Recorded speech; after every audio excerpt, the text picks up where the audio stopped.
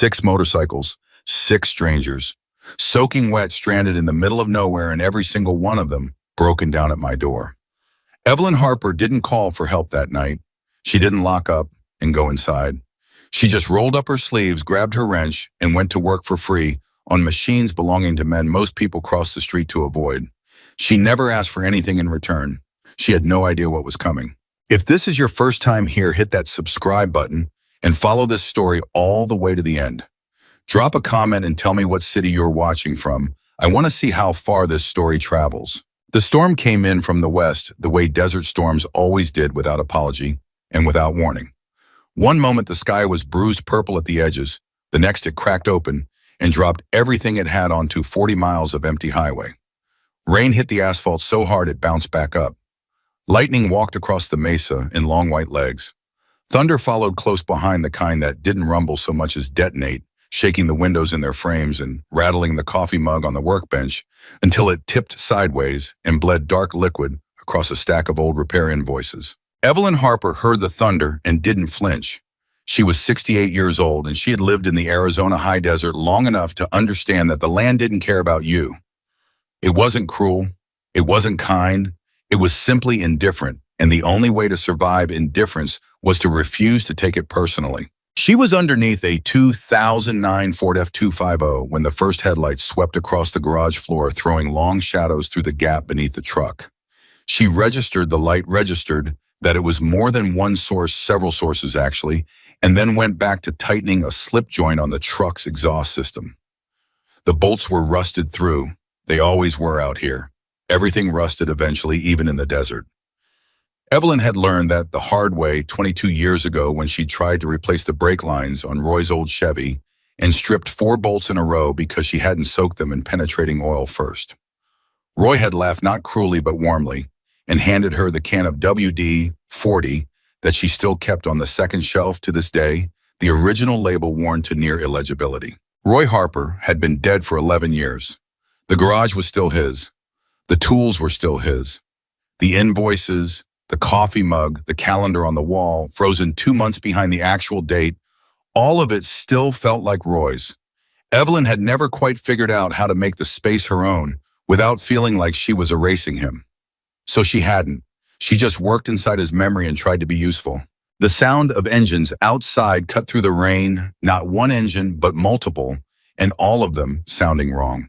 She heard the sputter and cough of machines running rough, the kind of sound that made a mechanic's ear a prick up the way a doctor's might when someone walked in favoring one leg. Something was wrong with those bikes. More than one thing. She could hear it clearly even over the rain. She slid out from under the truck and stood up. Through the main window, the big one Roy had installed the year they opened the one that faced the highway, she could see them pulling into her lot. 6 motorcycles. Big machines, Harleys by the look of the silhouettes, stripped down and road-hardened. The riders wore soaked leather and moved like men who had been on the road long enough that their bodies had stopped registering discomfort. They were scanning the property with the careful automatic attention of people who were accustomed to reading new environments fast. Evelyn walked to the door and opened it. The rain was loud on the gravel. The nearest rider, a big man broad across the shoulders, gray-bearded, wearing a black leather vest darkened further by the rain, looked up when he heard the door. He met her eyes across the distance of the lot, and something shifted in his expression. Not surprise exactly, more like recalibration. He had expected an empty building maybe, or a light that meant someone inside reluctant to come out. He hadn't expected the door to just open. "You need something," Evelyn called out. Not unfriendly, not warm, just direct. The man with the gray beard walked toward her. He moved with the deliberate ease of someone who had learned long ago that hurrying only made people nervous. "Our bikes are giving us trouble," he said. "Some kind of electrical issue. Maybe fuel, I don't know. We've been limping for the last 15 miles. Evelyn looked past him at the row of motorcycles. Even in the rain, she could see the problem, or rather, she could hear it. The ones that were still running were misfiring. The ones that weren't were dead cold, which meant they'd been pushed. 2 of them had been pushed. In this rain. "How many of you are there?" she said. 6. "How long you been on the road?" "Since Flagstaff, about 4 hours. Evelyn did the math. Flagstaff to here in 4 hours in this weather with bikes that were already failing. They'd been fighting it for most of the ride. Get them inside, she said, all six. The man with the gray beard paused. Ma'am, we can pay for the space. I didn't say anything about payment, Evelyn said. I said get them inside. It's going to get worse before it gets better. Move. She went back into the garage and started clearing space. His name was Ryder. She found that out about 20 minutes later when he crouched down beside her as she was pulling the fuel line on the first of the bikes, a Heritage Softail, that was running but barely, the engine popping and backfiring every few seconds in a rhythm that made her teeth ache. He didn't offer his name like an introduction. He just said it like he was checking she had it. Ryder, he said. Evelyn, she said, and handed him a flashlight. Hold that, point it there. He held the flashlight exactly where she directed, without question, which she appreciated. Some men, most men in her experience, couldn't take direction from a woman in a garage without making it awkward. Ryder just held the light. The other 5 bikers had spread out through the space with the instinctive situational awareness of people who knew how to occupy a room without crowding it. 2 of them were sitting on the workbench, arms crossed, watching her work with expressions she couldn't quite read, not hostile, not friendly, somewhere in between. One had found the old folding chair in the corner and sat backward in it, chin resting on his crossed arms. Another 2 stood near the door, still looking outside as if expecting something to change about the weather. None of them talked much. They talked to each other occasionally in low voices, in the abbreviated language of people who had spent a lot of time together and had reduced most communication to essential shorthand. They didn't talk to Evelyn beyond answering her questions, and her questions were technical. What did it do right before it cut out? When did you last fuel up? Have you been running premium or regular? Did you hear anything before the electrical went? Was the idle rough before tonight, or did it start tonight? They answered her precisely, which she also appreciated. The fuel line on the Softail was clogged, not badly, but enough.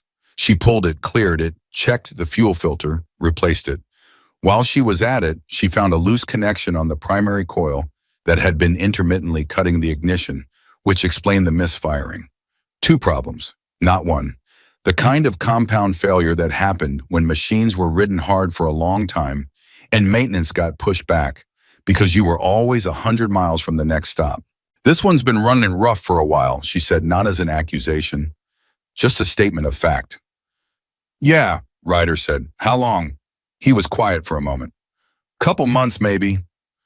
Couple months, Evelyn repeated and didn't say anything else about it. She moved to the second bike. This one was completely dead. A Road King, heavy and well-traveled, the chrome worn at the edges in ways that spoke of real use rather than showroom polish. She checked the battery first. It was holding charge, which meant the problem was elsewhere. She went through the ignition system methodically. Ryder followed her without being asked, holding the flashlight, passing her tools when she reached for them, because he'd learned her rhythm after the first bike. The other men watched. One of them, the one sitting backward on the folding chair. She'd heard another one call him Dozer, had started watching her hands, specifically the way her fingers moved through the system, testing each connection, reading the machine through touch the way a doctor reads a patient through palpation. You do this yourself, Dozer said, not a challenge, genuine curiosity. My husband and I, Evelyn said, without stopping what she was doing. He passed 11 years ago. Nobody said anything to that. They didn't offer condolences in the reflexive, uncomfortable way that people did at funerals.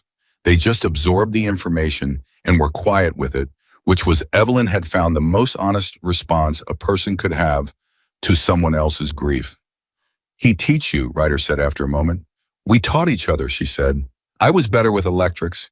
He was better with engines. We figured it out as we went. The problem with the Road King turned out to be a failed ignition module, the kind of failure that happened without warning and couldn't be predicted or prevented, just addressed when it happened. She had a replacement in inventory, an older model that wasn't a perfect match but would work, and she swapped it in with the focused efficiency of someone who had done this kind of improvised repair hundreds of times. The machine turned over on the 3rd try and settled into the low, even idle that meant it was running right. Ryder let out a breath through his nose. It was the most emotion she had seen him express. 2 down, she said. 4 to go, he said. I know how to count, she said, and moved to the next one. The rain outside intensified around 11 o'clock, which she knew because the sound on the metal roof changed character from steady percussion to something closer to sustained roar. The temperature dropped with it. The desert could do that without warning, go from a warm evening to something close to cold inside of an hour when the weather moved through. One of the bikers she hadn't formally met yet went to the door, looked at the sky for a long moment, and then came back inside and sat down without saying anything. She was working on the third bike, a fat boy with carburetor issues running rich and flooding on startup, when she heard the quiet conversation start up behind her. Not directed at her, just between the men keeping themselves occupied the way people did in waiting rooms and anywhere else that time needed filling. "She's fast," one of them said. The one she hadn't heard speak before leaned younger than the others, sitting on the workbench nearest the wall. "She knows what she's looking at," Ryder said. "Watch her hands." "What happened to this place?" another voice said. "Looks like it's been through it." 20 years of highway, Ryder said. "Same as us." Evelyn kept her hands moving and didn't acknowledge the conversation. She had learned a long time ago that people talked more honestly when they forgot you were listening. "You think she's going to ask us what we want," Dozer said. "She hasn't yet," Ryder said. "Doesn't seem the type."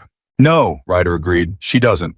The carburetor on the Fat Boy was partially gummed old fuel residue from sitting, which told her the bike had been in storage at some point in the last year and hadn't been properly prepped when it came back out.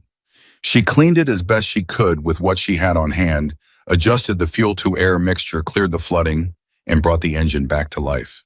It ran rough for the first 30 seconds and then smoothed out into something approaching reliable. She straightened up, put her hands on her lower back, and stretched. 68 years old and 4 hours into what was becoming an all-night job. Her back made its objection known in no uncertain terms. "You want coffee?" said the youngest one. He had gotten up at some point and found the small coffee maker on the side table, the one she kept out there for long winter nights, and apparently figured out how to use it without being asked. Evelyn looked at the coffee maker, then at him. "You know how much to put in." "I made a guess." "How much did you put in?" "Probably too much." "Probably," she agreed and poured a cup anyway. It was almost dense enough to chew, but it was hot, and hot was what mattered. She drank half of it, standing up, looking at the next 3 bikes, organizing the order of operations in her head. The 4th bike had a combination of issues. She found a cracked spark plug on the primary cylinder and a bad valve seal that was burning oil, which was why the exhaust had been that particular shade of blue-gray she'd clocked when they first pulled in. She did what she could with the spark plug, which was replaceable. The valve seal was a longer job, not a roadside fix, and she told Ryder exactly that. "How far are you going to make it?" she asked him. "Need to make it to Tucson," he said. She considered this. "You'll make it. You'll burn some oil. Check it every couple hours and add if it drops. Don't push it above 70. He nodded. He didn't ask why or question her assessment. He took the information and stored it. It was close to 1 in the morning when she reached the 5th bike, and her back had gone from objecting to simply suffering in resigned silence. One of the bikers had found Roy's old stool, the adjustable one, padded on top that Roy had used because his knees started going in his late 50s, and moved it close to where she was working. She didn't comment on it, but she sat on it while she worked the ignition system on the 5th bike, a Sportster's with a dead battery and a corroded ground connection that had been pulling amperage and slowly killing everything downstream. "My dad had a Sportster," said the lean younger one. He had drifted over and was standing nearby, not too close. 1987, he loved that thing. "They're good bikes," Evelyn said. "People underestimate them because they're smaller. They run forever if you take care of them." "He didn't take care of it," the kid said. "Passed it to me when I was 19. I didn't take care of it either." "What happened to it?" "It's in a field somewhere in New Mexico," he said. "I'd like to find it again someday." Evelyn replaced the battery terminal connection with a new fitting from inventory and cleaned the corrosion off the ground cable with a wire brush until the connection was clean metal against clean metal. The Sportster came back to life on the first turn. The kids smiled at it, a complicated smile, the kind that had old feeling under the new one. "Thank you," he said. Evelyn said, and moved to the last bike. The last one was the worst. A Dyna Wide Glide with a cracked stator, a major internal failure, the kind that could have stranded them permanently if it had gone the rest of the way. She found it by working through the electrical system from the outside and eliminating possibilities one at a time until only one remained. It explained everything: the battery that kept dying, the weird fluctuations in the dash lights that Ryder mentioned when she asked the strange stuttering in the headlight at highway speed. She sat back on the stool and looked at it. I can give you a workaround, she said. It's not a fix. The stator needs to be replaced. That's a shop job, full teardown, probably 6 hours at minimum. What I can do is wire around it directly to give you enough current to make the run without the battery dying on you. It'll hold if you don't push it. You'll lose highway charge, meaning you're using battery power without replenishing it. But if you're going to Tucson, you've got enough reserve to get there. Maybe a little extra. Ryder was quiet for a moment, processing the technical reality of what she was telling him. She could see him doing the math. That's your best option out here, he said. Unless you want to leave the bike, she said. I can hold it. You come back with the right parts in time. But if you need it to move tonight, that's the option. We need it to move tonight. Then let me work, she said. It took another 40 minutes. Bypassing a stator without shorting the system was delicate work, the kind that required patience and precision in equal measure, and didn't forgive half measures.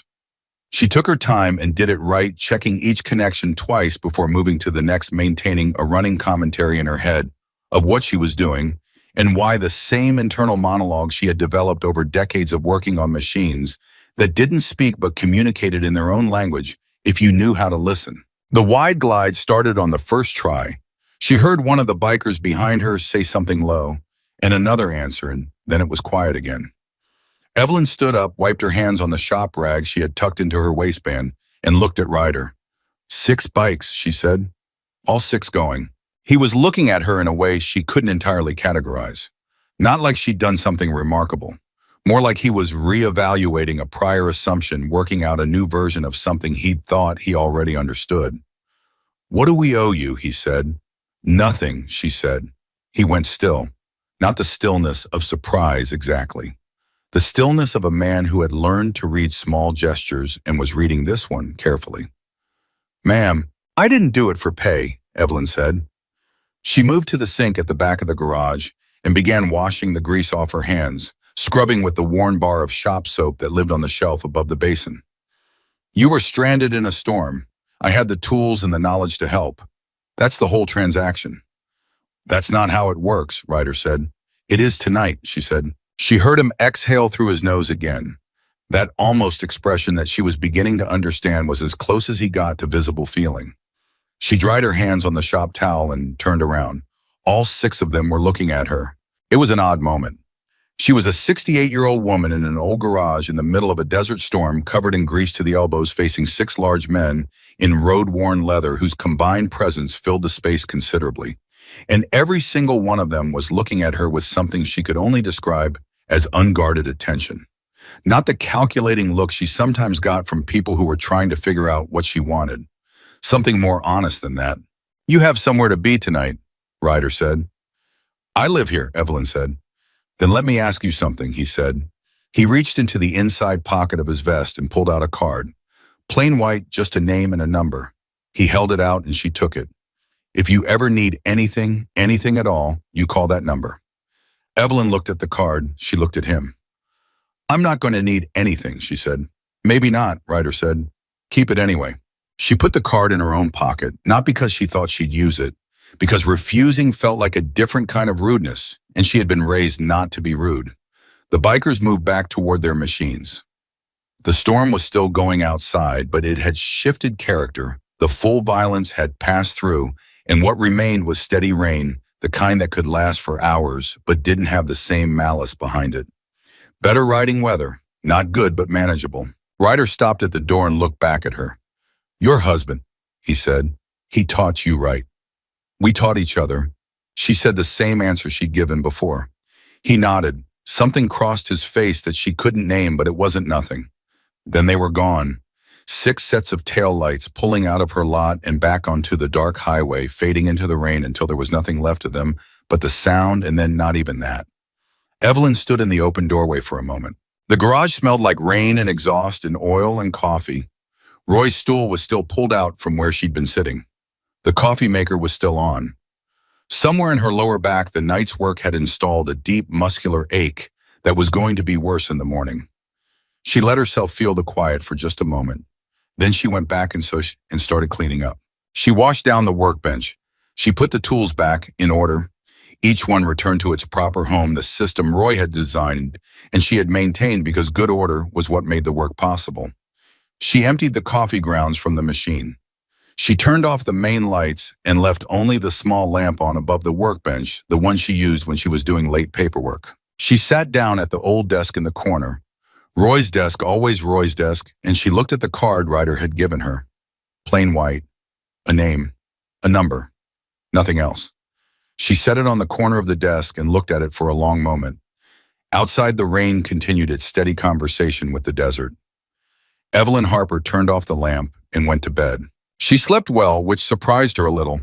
The kind of sleep that comes from having done something useful, something complete, a job finished, a problem solved, strangers sent back into the world with working machines. She hadn't thought about what she got out of it. That wasn't how she'd been built, or maybe it was how Roy had built her. Or maybe they had built each other that way. Two people who had learned early in their marriage that the only answer to a hard world was to be useful in it and not keep score. She woke at 6 in the morning at a pale desert light and the sound of a cactus wren somewhere close to the window. She made coffee, real coffee, not the concentrated engine fuel from the night before, and she stood at the kitchen window and watched the morning come in. The storm had cleaned everything. The sky was the particular shade of blue that only existed after a hard desert rain, a color with no adequate name in English, something between cerulean and absolute. She drank her coffee. She thought about the day ahead, the F250 still under the lift, 3 other scheduled jobs she needed to get to by afternoon. She did not think about the bikers except in the idle way you think about something that has passed through your life and moved on. She did not think about the card on her desk. Not yet. The first letter arrived 4 days later. Evelyn was at the workbench when she heard the mail truck, and she didn't get up immediately. She wasn't expecting anything. She rarely got personal mail. Most communication happened by phone or email when it happened at all, and most of her business correspondence she handled digitally, a concession she had made with difficulty 5 years ago when Roy's paper-based accounting system had finally collapsed under its own inadequacy. She got up at noon when she went inside for lunch and found the mail on the small table by the front door where she always left it. The envelope from the Maricopa County Tax Authority sat on top. The letter inside informed her that she had an outstanding tax debt of $31,240 arising from a reassessment of property valuations for the current fiscal year, combined with corrections to prior year filings. Payment was expected within 60 days. Failure to respond would result in a lien placed against the property. Evelyn read it twice. Then she put it down on the kitchen table and sat very still for a moment. $31,000. The number sat in her chest like a stone. She made a decent living. The garage kept the lights on, kept her in groceries, kept the equipment serviced. But $31,000 was not a number she could produce from operational income. Not in 60 days, not without selling something. And what she would sell, she didn't know because everything she had was either the garage or the house, and those were the same thing. She picked up the phone and called the county tax office. The woman who answered was professionally pleasant in the practice way of someone who handled upset callers all day and had built defenses accordingly. She confirmed the amount. She confirmed the deadline.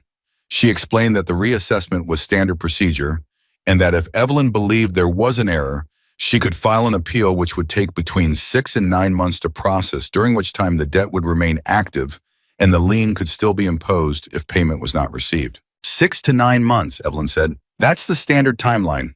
The woman said, "Can I speak to a supervisor?" The supervisor took longer to come to the phone and told her the same things in a slightly more formal register. Evelyn hung up. She sat at the kitchen table for a long time. Then she went back to work, because that was what you did. The F250 still needed its exhaust system finished. The afternoon jobs were waiting. The world didn't pause because the county had decided to reach into your life and take something. She worked until 7 and then went inside and called her accountant, Dan Pfeiffer, who had done her taxes for the last 14 years. Dan looked at the number she read to him over the phone and was quiet for a moment. "Evelyn," he said carefully, "I filed your taxes. I have copies of everything. You don't owe that amount. You've been current every year. Then why does the county say I do?" "I don't know," he said. "Something's wrong. I'll pull everything Monday and call the assessor's office directly." They said an appeal takes 6 to 9 months. Dan was quiet again. Yeah, he said. They say that. Let me make some calls. Don't panic yet. Don't panic yet. She sat with those words after she hung up and wondered what the threshold for panic was supposed to be. She didn't panic. She was 68 years old and had lost her husband, had run a business alone for 11 years, had replaced 3 engines by herself in the Arizona summer when the thermometer hit 108 in the shade. She was not a person who panicked easily, but she lay awake that night for the first time in a long time, staring at the ceiling, running numbers that didn't add up. The second blow came a week later. A man appeared at their garage on a Tuesday morning. Not a customer, something about the way he held himself made that clear immediately. He was in his 40s, good suit, careful hair, the kind of person who did not spend much time in garages and was aware of it. He introduced himself as a representative of Consolidated Land Partners, LLC, and handed her a document. The document was a property claim. It referenced an original deed from 1987 before she and Roy had purchased the land, asserting that a prior owner had sold a portion of the property to a predecessor company, and that through a chain of transfers, Consolidated Land Partners had acquired that original claim, which superseded her title. She read it twice, standing in the middle of the garage while the man in the suit stood slightly too far away to be polite and slightly too close to be gone. This is not possible, she said. My husband and I bought this land in 1998. There was a clear title search. Nothing like this existed. That may be your experience, the man said. However, there is no however, she said. I have the original purchase documents. I have the title insurance. I have 26 years of property tax payments on this specific parcel. The company would be willing to discuss a settlement arrangement, the man said. I think you'd find it quite reasonable. Get off my property, Evelyn said. The man left. Evelyn went inside and called Dan Pfeiffer again. Then she called the county recorder's office. Then she called a property attorney in Tucson, a woman named Sandra Okafor, whom Dan recommended, and who, when Evelyn reached her late that afternoon, listened carefully and then said something that landed in Evelyn's chest like cold water. This kind of manufactured claim is very specific, Sandra said. Someone had to file it. Someone had to create the paperwork. That's not something that happens accidentally. Do you know anyone who has an interest in acquiring your property? Evelyn thought about it. There had been an offer she remembered, about 8 months ago, a letter from a development company offering to purchase the property at what they called a fair market assessment. She had thrown it away without responding. She hadn't thought much about it. The property wasn't for sale, so there was nothing to respond to. There was an offer I didn't respond to, she said, about 8 months back. What company? She didn't remember the name. She had thrown the letter away. Think about it, Sandra said. The name might matter. Evelyn thought about it for 3 days. The name came to her at 4 a.m. on the third day, one of those midnight retrievals that the sleeping brain performed when the waking brain had failed Crane Development Group. She remembered because she'd thought at the time that it was an unusual name for a company, slightly predatory in a way that had amused her without alarming her. She called Sandra with the name. Sandra was quiet for a moment. Then, I know that name. Victor Crane. He's been buying up rural property across the county for about 3 years, mostly distressed sellers. I'm not a distressed seller, Evelyn said. No, Sandra said, but if a tax debt shows up and then a property claim shows up, the logic assembled itself in Evelyn's head before Sandra finished the sentence. He was making her distressed. She sat with that realization, the sheer deliberate coldness of it, and felt something she hadn't expected, not fear, something closer to rage. The quiet kind, the kind that didn't shout or scatter but settled in at the bottom of everything and stayed. She got up. She went to her filing cabinet. She pulled the original purchase documents for the property, the deed, the title search, the insurance policy, 26 years of tax payment receipts, every piece of paper she had ever generated in connection with this land, and spread them across Roy's desk. She was going to fight this. She just didn't know yet how completely alone she would have to do it, or how far Victor Crane's reach had already extended into the system that was supposed to protect her. And she didn't know that somewhere in Tucson, Ryder was still thinking about an old woman in a desert garage who had fixed his entire crew for free in the middle of a storm and refused to take $1 for it. Some things get remembered, the right things sometimes, but that was still ahead of her. For now, she had documents spread across a dead man's desk, a phone number she hadn't called yet, and 40 years of stubbornness that had kept her standing through everything else life had dropped on her without apology or warning. She would need all of it. The documents spread across Roy's desk didn't lie. Evelyn knew that with the certainty of someone who had organized that filing cabinet herself, who had filed every receipt, every payment confirmation, every tax return, with the same precision she applied to engine work, methodically, completely, without gaps. She had learned early in life that paper was armor. You kept records because someday someone would tell you that something hadn't happened, and the only answer to that lie was a piece of paper with a date and a signature on it. She had the paper, all of it, 26 years of it. What she didn't have was someone willing to look at it. Sandra Okafor called back Monday morning with the results of her weekend research, and her voice had the careful flatness of a professional delivering news she knew would land badly. "I found the filing," she said. "The property claim. Someone submitted it to the county recorder 6 weeks ago. The document references a 1987 deed from a company called Desert Basin Holdings. The problem is that deed is real. It exists in the county records. Whether it applies to your parcel the way they're claiming is a different question, and that's the question we'd have to litigate." "Litigate?" Evelyn repeated. "Yes." "How long, madame?" "If we file immediately, get on the docket push for an expedited hearing, minimum 8 months. Realistically, a year. Maybe more, depending on how many continuances they request." Evelyn was quiet for a moment. "And while that's happening, the claim stays on title, which means you can't refinance, can't sell, can't borrow against the property. The tax debt is separate. That's a parallel track. If that goes to lien before we resolve the property claim, things get significantly more complicated." "More complicated," Evelyn said, and the phrase tasted like something rotten. "I want to be honest with you," Sandra said. "What I'm seeing looks coordinated. The timing of the tax reassessment against the timing of the property filing, those aren't coincidental. Someone is running a strategy." "Victor Crane," Evelyn said. "I can't prove that yet," Sandra said. "But yes, that's my read." Evelyn looked at Roy's desk, at the neat stacks of documents she'd organized the night before, labeled indexed, ready to be used. "What do you need from me?" she said. "Everything you have. Bring it in. We build the case from the ground up." She drove to Tucson that afternoon with a banker's box of documents in the back seat. Sandra's office was on the 4th floor of a building downtown, and the woman herself was exactly what her voice had suggested: methodical, direct, unimpressed by drama, and very interested in facts. She went through Evelyn's materials with the speed of someone who knew exactly what she was looking for, making notes in a legal pad with a mechanical pencil, occasionally pulling a document from the stack and setting it aside in a separate pile. "This is good," Sandra said near the end. "Your documentation is excellent. The chain of title is clear. The original purchase, the title insurance, the continuous tax payments. This is the kind of record that wins." "Then why does it feel like I'm losing?" Evelyn said. Sandra looked at her directly. "Because winning on the merits and winning in the timeline are two different things.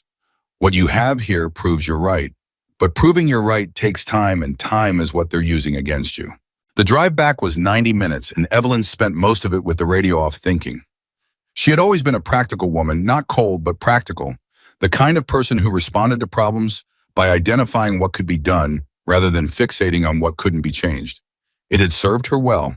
It had gotten her through Roy's death, through 11 years of solo business operation, through 2 recessions and 1 drought, and a summer when the air conditioning in the garage failed and she worked in 102 degrees for 3 weeks because she couldn't afford the repair until the following month. But this felt different. This felt like someone had designed a system specifically to exhaust her, because that was exactly what it was. She understood that now with a clarity that was almost impersonal, almost academic, in the way that understanding an engine failure was academic even when the failure had stranded you on the side of a highway. Victor Crane wasn't trying to beat her in court. He was trying to tire her out before she ever got there.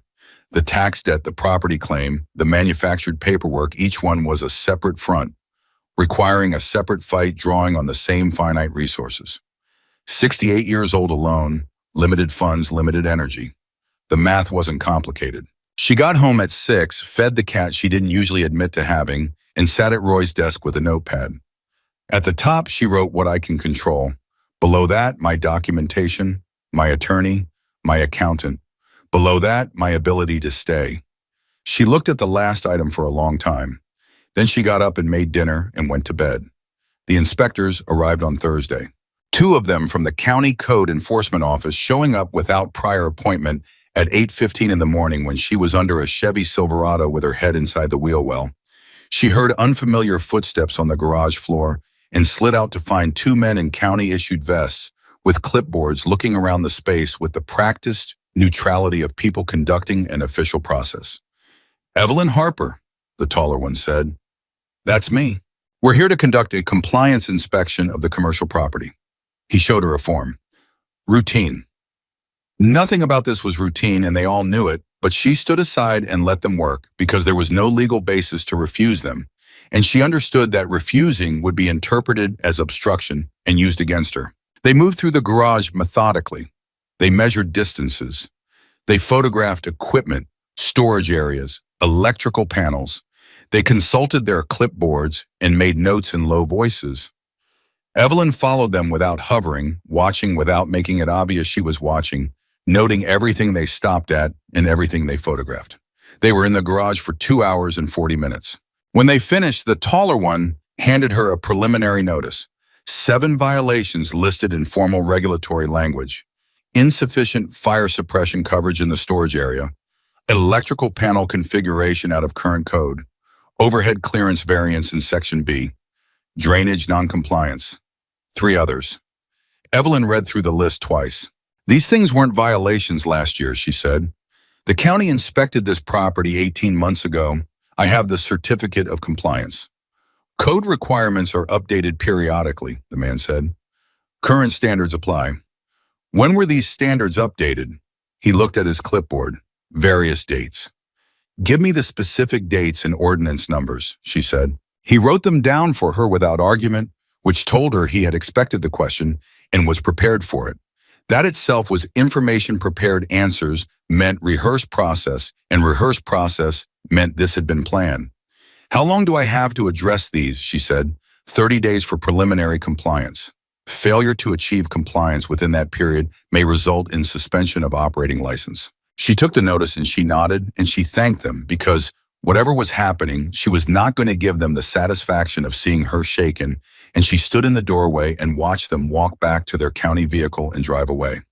Then she went back inside and called Dan Pfeiffer. "Dan," she said when he picked up, "I need you to pull the updated code ordinances for commercial automotive operations in this county. I need the dates each requirement was adopted, and I need to know if there were any unusual frequency of updates in the last 12 months. Dan was quiet for a beat. "What's happening, Evelyn?" "Someone is changing the rules of the game," she said. "I need to know exactly when the rules changed and whether the timing is convenient." He called her back 4 hours later. His voice had a different quality to it, careful in the way that people became careful when information turned out to be more significant than expected. "The 7 violations they cited you for," he said, 4 of them reference ordinances that were updated in the last 14 months. 3 of those 4 were updated within the last 6 months. "How unusual is that?" she said. In the prior decade, Dan said commercial automotive code in this county was updated twice. In the last 14 months, it has been updated 6 times. Evelyn sat with that number, 6 times in 14 months versus twice in 10 years. She was not a conspiracy theorist. She had lived long enough to know that most bad outcomes were the product of negligence rather than malice, accident rather than design. But you could also live long enough to recognize the shape of deliberate action. "Who sits on the county code review board?" she said. "I can find out." "Do that," she said. He called back the next morning with 2 names on the code review board that were also listed as principals in subsidiary companies connected to Crane Development Group. Not directly, there were layers of LLC structure between them, but the connection existed. Evelyn wrote the names down in her notepad under "What I can prove." The list was short, but it was starting. She spent the next 2 weeks running on parallel tracks, the way she'd learned to run the garage during Roy's illness. Multiple things happening simultaneously, priorities shifting, fatigue, accumulating, but being managed rather than indulged. She filed paperwork with the county appealing the tax assessment. She worked with Sandra on the property claim response. She researched the code update ordinances and compiled evidence of their timing. She kept the garage open and running because the income from the garage was what was funding all of this. And if the garage went down, everything else went down with it. She slept poorly. She ate adequately. She kept working. The call from Tom Briggs came on a Wednesday afternoon. Tom was her neighbor, not close in distance. Nothing was close out here, but close, in the way that desert people understood neighbors. The person you called.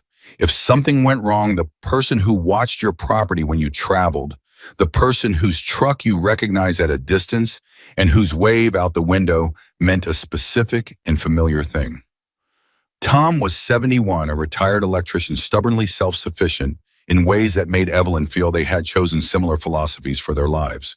"Had a man stop by my place this morning," Tom said. "Nice car, nice suit, asking questions about your property." Evelyn's hand tightened on the phone. "What kind of questions?" "History, whether I knew how long you'd been there, whether I'd ever heard of any disputes over the landlines." Tom paused. "I told him I'd been your neighbor for 19 years and I'd never heard of any such thing. He thanked me very politely and got back in his car." "What company did he say he was from?" "He didn't," Tom said. "Just said he was doing background research for a client. Real estate matter was all he said." After she hung up, Evelyn sat very still. They were now talking to her neighbors. Building a picture. Building a case from the outside in the same way she built a diagnosis on an engine, not from the symptom alone, but from every piece of context surrounding it. The difference was that an engine didn't fight back. The engine didn't know it was being taken apart. She called Sandra and told her about Tom's visitor. Sandra listened and then said, "They're looking for gaps. Anything in the history of the property they can use to complicate your title. A fence line dispute, a question about access rights, anything that creates ambiguity. Don't panic, but talk to your neighbors. Anyone who's had regular contact with your property, anyone who might have information relevant to its history, get their statements documented." "How many people?" Evelyn said. "Everyone," Sandra said. "Everyone who's known you out there." Evelyn spent the following Saturday driving her routes. 7 neighbors within a 10-mile radius who'd had any meaningful contact with her or Roy's property over the years. She sat in their kitchens and on their porches, and she explained what was happening as clearly and factually as she could, and she asked them each the same questions. Had they ever been approached about her property? Had they noticed anything unusual? Did they have any recollection of historical disputes or access issues? The answers were uniformly the same: no, no, and no. What she got instead was something she hadn't fully anticipated. Anger on her behalf, the particular slow-burning desert anger of people who had chosen a remote life specifically to be left alone, and who took the violation of that chosen peace as a personal affront. Tom Briggs drove me over that same evening with a full file of property records he'd been keeping since 1978, when he'd first bought his land, which overlapped with some of Evelyn's boundary lines and documented clearly that there had never been a dispute. "You use whatever you need," he said, dropping the file on Roy's desk. "I've got copies." "Tom, don't thank me," he said. "Just fight this thing." The next blow came from a direction she hadn't been watching. She had been so focused on the legal fronts, the tax appeal, the property claim, the code violations, that she had not been watching the physical space, the garage itself, Roy's place. She came in early on a Monday morning to find the padlock on the storage unit at the back of the property had been cut. Not broken, cut cleanly with bolt cutters and replaced with a different padlock, as if someone had been inside and then reclosed the space afterward to delay discovery. She stood outside the storage unit for a moment, processing what she was seeing. Then she opened it. She had a spare key to her own padlock, and the different lock meant she had to cut it off herself, which she did with the bolt cutters from the garage methodically without rushing. Inside the storage unit, everything looked the same at first. Shelving boxes, old equipment, the spare parts inventory she'd been building for 20 years. Most of it, Roy's accumulation, organized and cataloged in the system they'd built together. She went through it carefully and found what was missing. The original deed to the property, the one she'd had in a fire-safe box at the back of the storage unit, the one document she hadn't brought to Sandra because it was the original, the irreplaceable one, and she had considered the storage unit more secure than the house. Gone. The fire-safe box was still there. It had been opened. She could see the scratches around the lock where someone had forced it, and the deed was not inside it. She stood in the storage unit for a long time. The rage was there, but it was cold now. Below everything, below the practical thinking that immediately occupied the surface of her mind. Call Sandra. Call Dan. Call the sheriff document. This photograph, everything, file a police report. Do it in the right order. Don't contaminate the scene. Think, she thought. She photographed everything with her phone. She called the sheriff's department and stayed outside while she waited. Not going back into the storage unit. The deputy who came was young mid-20s professional, but clearly limited in what he could do with what she was showing him. He filed the report. He took her statement. He told her that without clear evidence of a specific perpetrator, the investigation would be limited. I know who did this, Evelyn said. Ma'am, do you have evidence linking? I know who did this, she said again, not raising her voice. I just don't have evidence yet. He filed the report. He left. She called Sandra. Sandra's response was immediate and precise. This is an escalation, physical intrusion theft of a critical document. This isn't just paperwork anymore. File the police report, which you've done. I'm going to file an emergency motion for evidence preservation in the property case. And Evelyn, be careful. I mean that practically. Change your locks tonight. All of them. She changed the locks that evening. She drove to the hardware store in town and bought new deadbolts for the house and a heavy-duty padlock for the storage unit, the kind with a hardened shackle that required a grinder rather than bolt cutters. She installed them herself, which took 2 hours, and reminded her back of every similar indignity from the past 3 weeks. She was installing the last deadbolt on the back door of the house when she heard gravel under tires in the driveway. Not a customer. She knew immediately from the sound, too slow, too deliberate, not the speed of someone approaching for service. She set down the screwdriver and walked around the corner of the house. The car was a dark SUV, high-end clean. The man who got out was in his 50s, heavy-set but carrying it well, the kind of physical presence that came from size managed rather than neglected. He wore clothes that were expensive in ways designed not to look expensive, the kind of wealth that had learned to disguise itself as ordinary. He had a face that had probably been charming once and had settled into something harder, the charm still visible underneath like a structure beneath plaster. He smiled at her. She didn't smile back. Ms. Harper, he said, my name is Victor Crane. I apologize for coming without calling ahead. She looked at him for a moment. The man behind the tax debt and the false property claim and the code violations and the stolen deeds stood in her driveway, and he was smiling. What do you want? She said. I want to talk, he said. Directly, person to person, without the attorneys. He spread his hands in a gesture of openness that she read as practiced. I think we've both been dealing with a lot of unnecessary complexity. You created the complexity, she said. Something moved in his face. Not shame. Victor Crane did not look like a man who experienced shame. It was closer to recalculation, a brief adjustment for the fact that she was going to be direct rather than uncertain. I'm a developer, he said. I buy land. Sometimes the process is messy. I'm here because I'd rather make it clean. You broke into my storage unit, she said. And then, I don't know what you're referring to, he said, and his voice was flat in a way that was almost convincing. You stole my original deed. Ms. Harper, I'm here to offer you a fair price for this property. A very fair price. Enough to let you start over somewhere better than this, honestly. A new shop, a new house. You've worked hard your whole life. You deserve to not have to fight for it. She looked at him.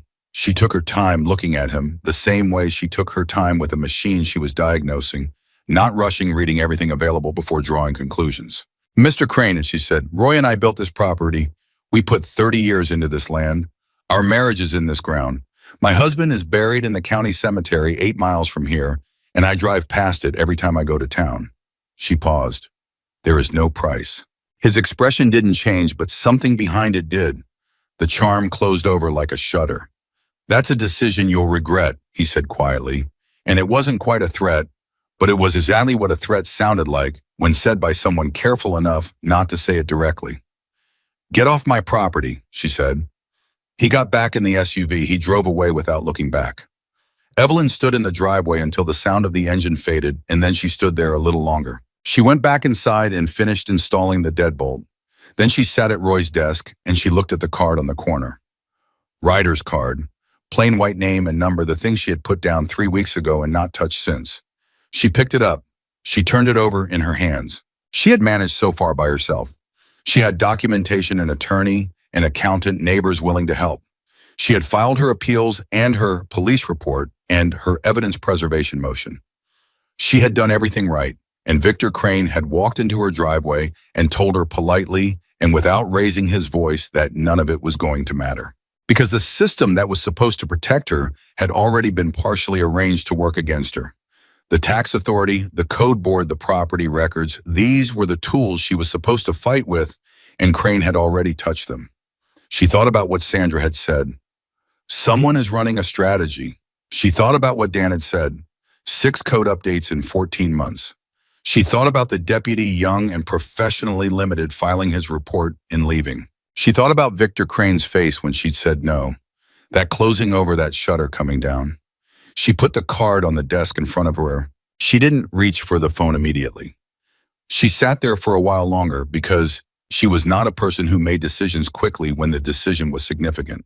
She thought about what it meant to make that call, what it said about everything she'd tried to do alone, whether accepting help was the same as admitting defeat, and she decided slowly, honestly, sitting in Roy's chair at Roy's desk, with Roy's tools quiet on the walls around her, that it was not.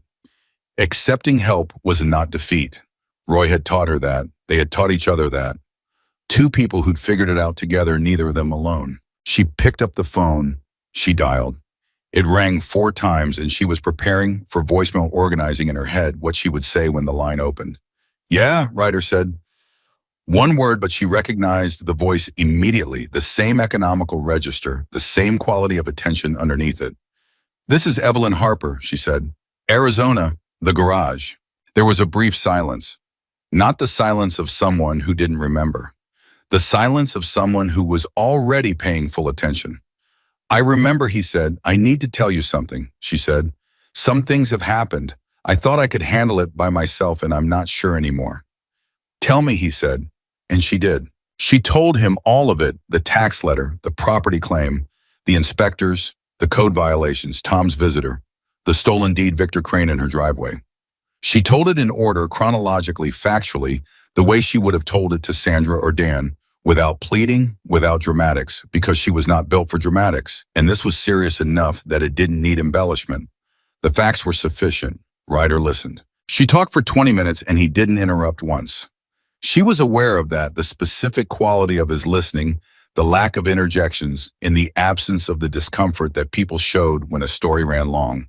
He just listened completely the way you listened when you understood that every detail might matter. When she finished, there was a pause.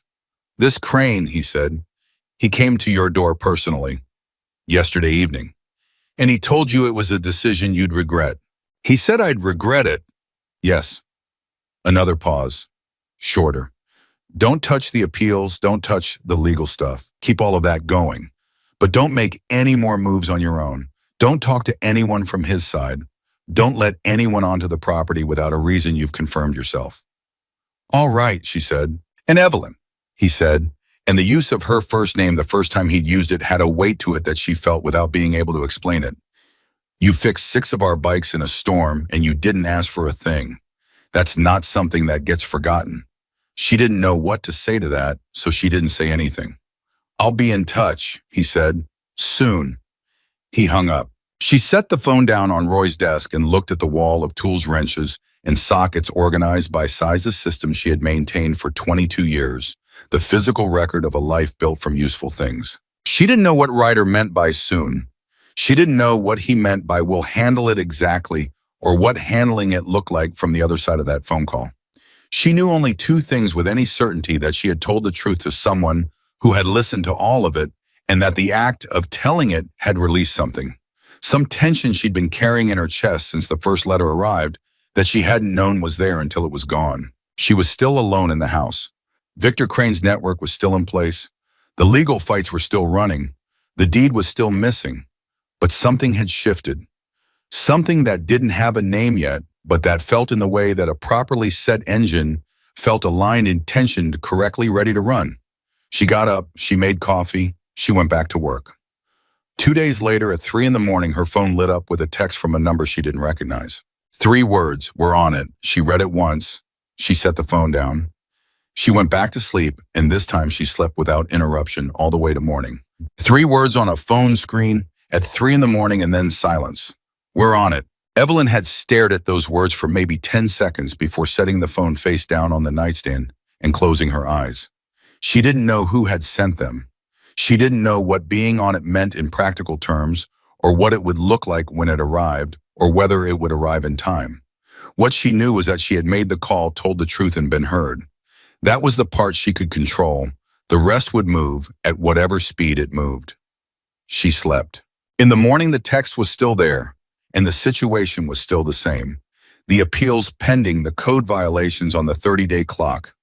The missing deed, the lien threat still accumulating interest in the background like a slow fire nobody could see yet. She made coffee, she fed the cat.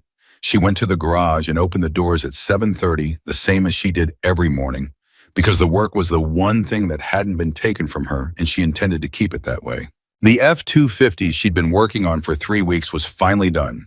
She called the owner, a rancher named Bud, who drove the truck hard and maintained it barely, and he came and picked it up that afternoon, and when he handed her the check, she held it for a moment longer than usual, thinking about what it represented.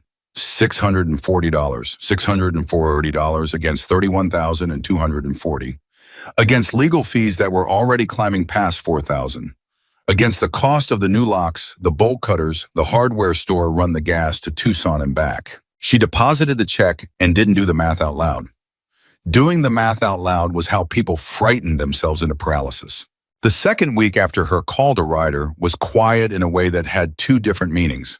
On the surface, it was quiet because nothing new had happened. No more letters, no new inspectors, no additional claims. But underneath that quiet was a different quality, the kind that Evelyn associated with the pause before an engine made a critical decision about whether it was going to start or not. A loaded silence, something gathering. She noticed it first in small things. A car that passed her driveway twice in one afternoon, not stopping, just passing slowly. A call from an unknown number that rang twice and disconnected when she answered. A man she didn't recognize sitting in the parking lot of the gas station in town when she stopped for fuel, not doing anything in particular, just sitting, but watching her car pull in with an attention that wasn't casual. She noted all of it. She called Sandra and described each incident in detail. Sandra said document everything, dates and times, any plates you can read. She did. She also called Ryder. He answered on the second ring this time. She described the car, the calls, the man at the gas station. Ryder listened and then said something she hadn't expected. Good, he said. Good, she said. It means they know something has changed, he said. They're watching because they're trying to figure out what's coming. That's different from when they were moving freely. You rattled something. I rattled something, she said, and wasn't sure whether that was reassuring or alarming. Both, Ryder said, as if he'd heard the unspoken second half of the thought.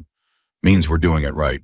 She didn't ask what we were doing exactly, partly because she had learned in the 2 weeks since the call that Ryder communicated in the direction of facts rather than plans, telling her what had happened or what to do rather than what was coming.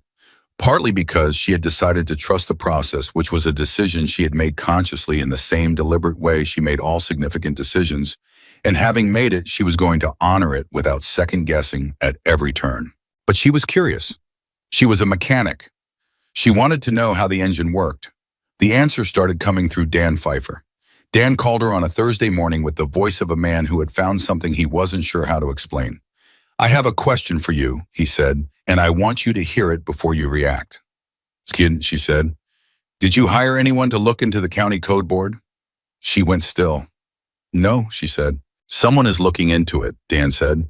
I know because a colleague of mine works in county government compliance side called me yesterday to ask if I knew anything about an outside investigation into the code review board.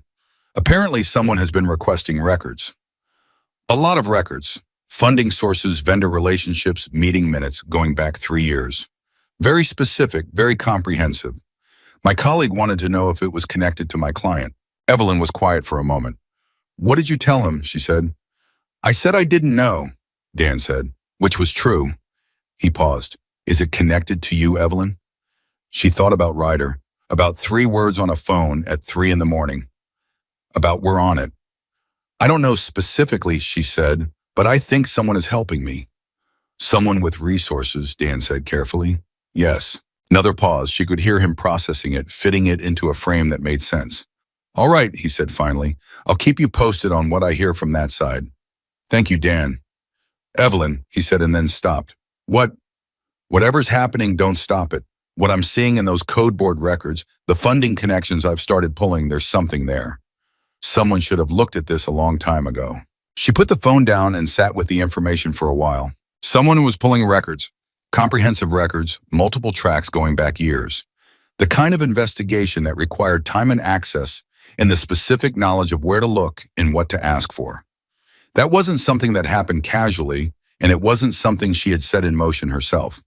The scale of it was outside anything she could have done alone, and the fact that it was already moving, already far enough along that county employees were calling her accountant to ask about it, meant it had started immediately after her call to Ryder. 20 minutes after she told him her story. She thought about that.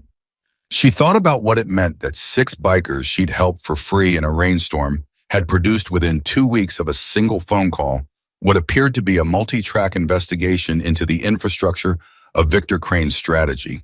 She thought about what Roy would have said, and she could almost hear him, that dry, quiet humor he'd had, the way he delivered the most significant observations in the most understated register.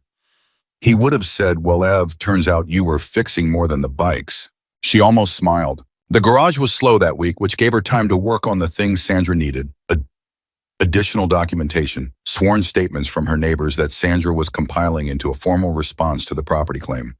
Tom Briggs had given her 8 pages of property history. A woman named Carol Reeves, who'd owned the adjacent parcel to the south since 1994, had signed a statement attesting to 29 years of observing Evelyn and Roy's continuous and undisputed occupation of the property. An elderly man named Pete Galvez, who'd worked as a surveyor in the county for 30 years before retiring, had reviewed the original deed description and confirmed in writing that the boundaries were unambiguous and that he had never encountered a competing claim in his professional work anywhere near this parcel. Sandra called it the best paper fortress I've seen outside of a major real estate litigation. Paper fortress, Evelyn said.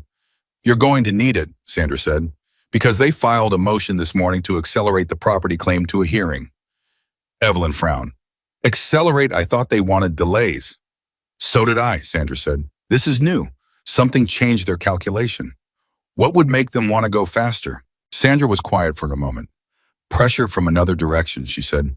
If something else is threatening the play, sometimes you try to lock in the legal position before it collapses. Another pause. Evelyn, is something happening that I should know about? Yes, Evelyn said, but I don't have specifics yet. Get me specifics when you can, Sandra said. In the meantime, the motion to accelerate actually helps us. We're ready. They may not be as ready as they think. The call ended, and Evelyn went back to the garage. She was pulling heads off a Dodge Ram's engine when her phone buzzed with a text from Ryder. Can you talk now is good. She wiped her hands and calls him. He answered immediately. You doing okay? He said. And the directness of the question, not how are things or just checking in, but you doing okay, personal and specific, made her pause for a second. I'm managing, she said. Something happened today. The other side filed to accelerate the property hearing. My attorney thinks it's because pressure is coming from somewhere else. It is, Ryder said. From you, she said. Not a question. From a few directions, he said. I want to tell you some things. Not everything yet, but some things. Tell me. She heard him shift, adjust the sound of someone settling into a longer conversation. A man named Marcus Webb, he said. He used to work for Crane Development Group, finance side. He left the company about 18 months ago. He's been talking to people, not publicly, but quietly, in the way people talk when they want to say something and haven't found the right ear yet. We found his ear. What does he know? Evelyn said. Enough, Ryder said. He knows the process, how Crane identifies targets, how the legal strategy gets assembled, who the contacts are inside the county system that make the code board thing work. He's not willing to go on record yet, but he's close. What does close mean? It means we're having a conversation with him, Ryder said. It means people he trusts are having a conversation with him. It takes time. She absorbed this. What else? The forged deed, Ryder said. The one in the property claimed the 1987 document. Someone ran it through a document analysis process, not official but thorough. The paper stock dates to between 1997 and 2003. The ink composition is consistent with laser printing technology that didn't exist in 1987. The document is manufactured. Evelyn felt something unclench in her chest that she hadn't realized was clenched. Can that be proven in court? Not yet with what we have, Ryder said. The analysis we did isn't admissible, but it tells us what to look for. A forensic document examiner with court credentials would find the same things. The question is getting one retained and getting the document in front of them through the right channel. Sandra can do that, Evelyn said, if she knows what to look for. Tell her to look, Ryder said. Tell her you have reason to believe the document is fabricated and give her the physical indicators, paper dating, and ink composition. Let her run it properly. How do I explain where the information came from? You tell her it came from a source that did a preliminary review, Ryder said. Which is the truth. She called Sandra within the hour. Sandra's response to the information about the document analysis was the controlled excitement of a lawyer who had just been handed the key to a locked room. If that analysis is right, she said, we don't just win the property case. We create a basis for criminal referral. Document fraud in a real property proceeding is a felony. Good, Evelyn said. I'll retain a forensic document examiner by the end of the week, Sandra said. Evelyn, where did this information come from? A source I trust, Evelyn said. Sandra was quiet for a moment. Then, okay, I'll work with what I have. The call with Sandra had lasted 20 minutes, and when it ended, Evelyn went back to the Dodge Ram's engine, which was waiting with the patience of a machine that had no capacity for impatience. She pulled the head gasket blown as she'd suspected the failure visible in the carbon tracking between cylinders and set it aside and began the cleanup work. She was halfway through it when the garage phone rang. The landline, the one she kept for business, calls the number on the sign out front. She answered it without thinking, wiping her hand on the shop rag as she picked up. Miss Harper. Not a question. Yin, Gran. The voice was male flat, deliberately unremarkable in the way voices became when their owners wanted to convey neither friendliness nor threat. I'm calling on behalf of Mr. Crane. He wanted me to let you know that he's aware you've been speaking to outside parties about your situation. Evelyn said nothing. He wanted to convey, the voice continued, that this will complicate things unnecessarily. For you. Is that the message? Evelyn said. He also wanted to say that his offer remains open. The timeline on it, however, is not indefinite. Tell Mr. Crane, Evelyn said, that I'm in the middle of a job, and tell him that if he has something to say to me, he knows where I live, and he can come say it to my face the way he did last time instead of sending a phone call. She hung up. She stood beside the Dodge Ram for a moment, aware that her hands had gone entirely still. Not from fear, from the particular focus that settled over her when she understood that something important was happening and that her response to it would matter. Crane knew she'd made contact with outside parties. He knew it fast enough that someone had been watching, or someone had talked, or the investigation that Ryder's people had begun was visible enough that Crane's own network had registered it. Either way, he was no longer certain of his position. The call wasn't a threat so much as a probe testing what she would do, seeing if she'd flinch, measuring whether the pressure was enough to break the new alignment. She picked up her phone and called Ryder. He called, she said when Ryder picked up. Crane. Someone calling for him. Told me he knows I've been talking to outside parties. Told me his offer is still open, but the timeline isn't indefinite. Ryder was quiet for 3 seconds. She counted because the quality of his silences had become something she read. Goodwin, he said. You keep saying that, she said. Because it keeps being true, he said. He's reactive now. He was proactive when he was moving against you and you were just defending. Now he's watching and responding. That's different and that's weaker. He's still dangerous, she said.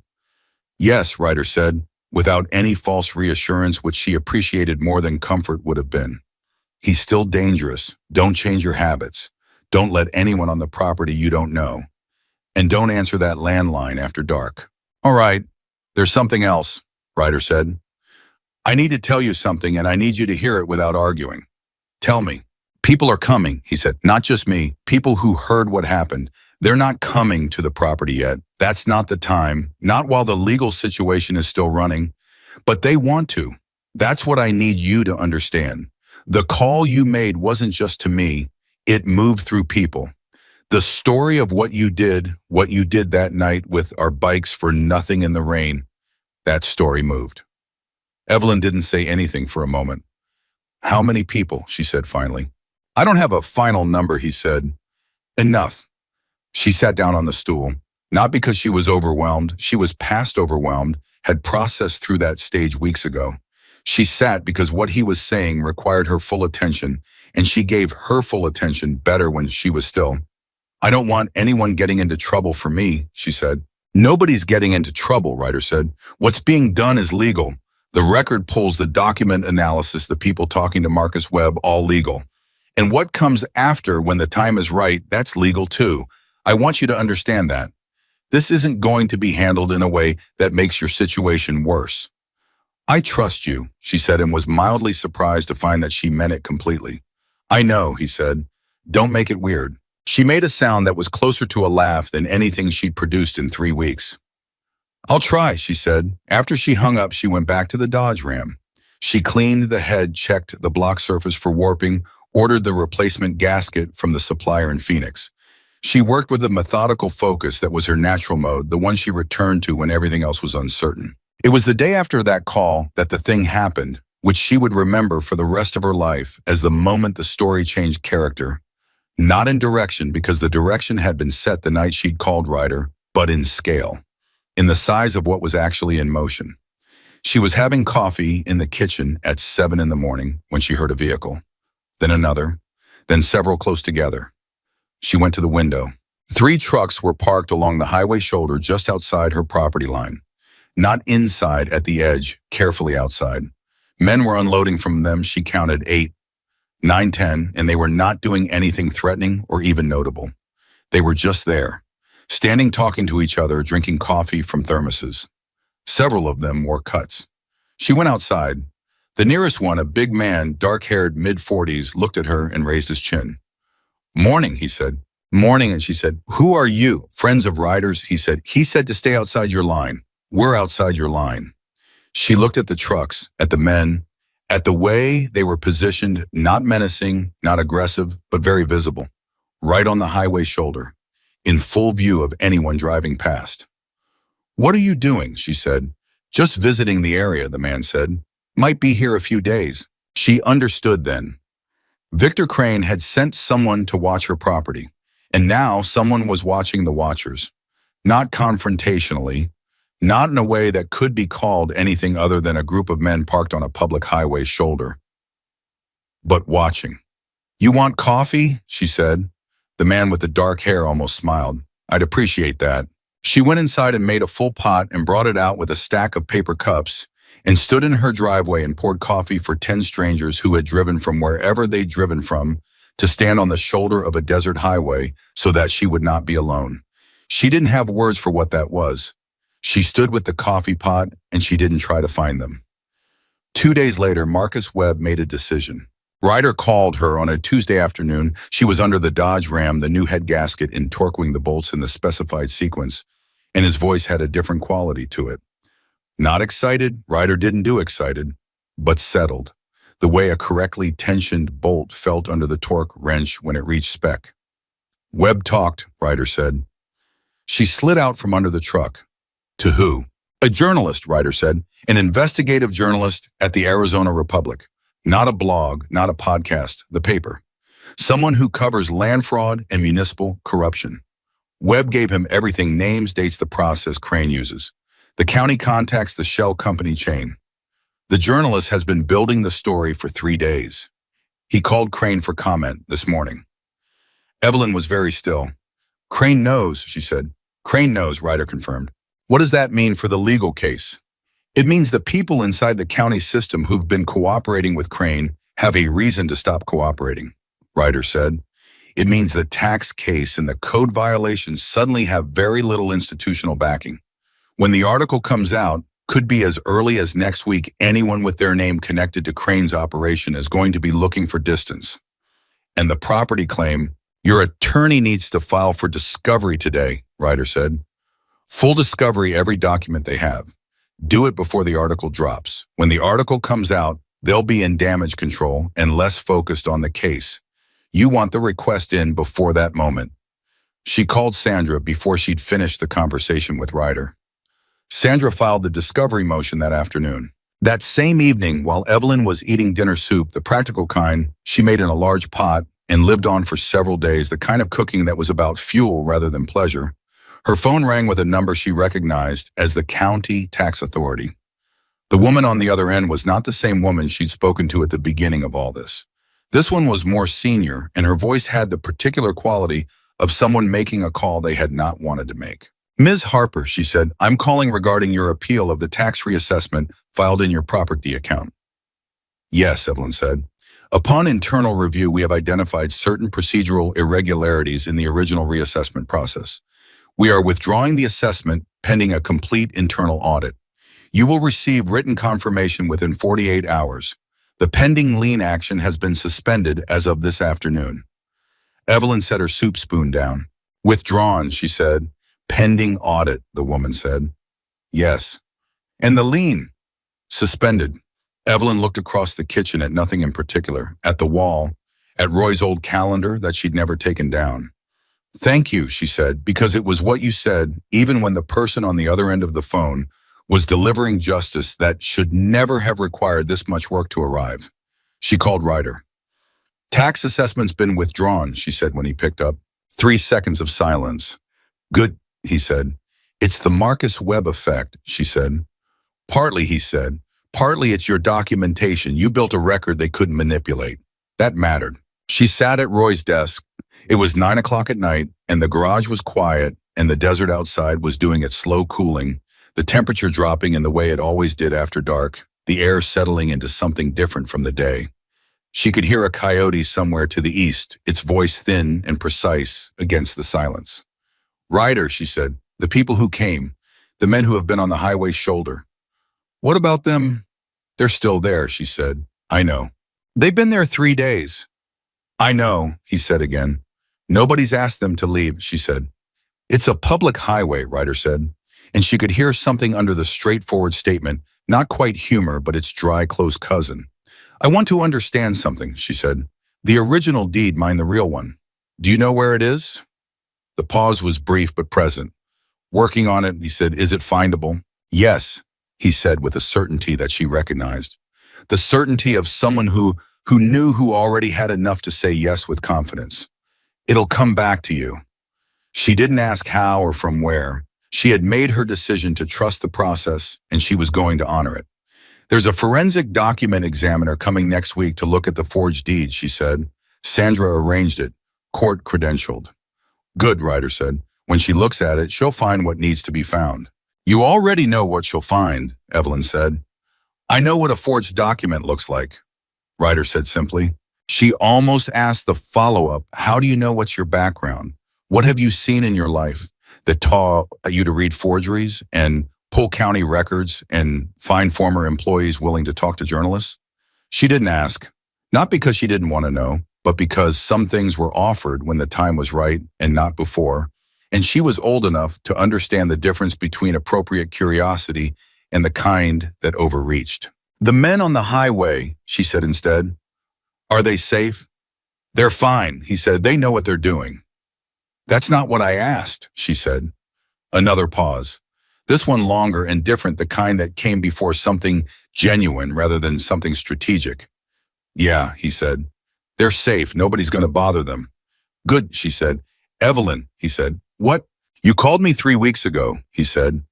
I need you to understand something. I didn't activate people because we have the resources. I didn't do it because it was strategically useful. I did it because of what you did in that garage in the rain. Every person you've seen, every person working on this, they know the story. They came because of you. She looked at Roy's desk, at the tools, at the calendar.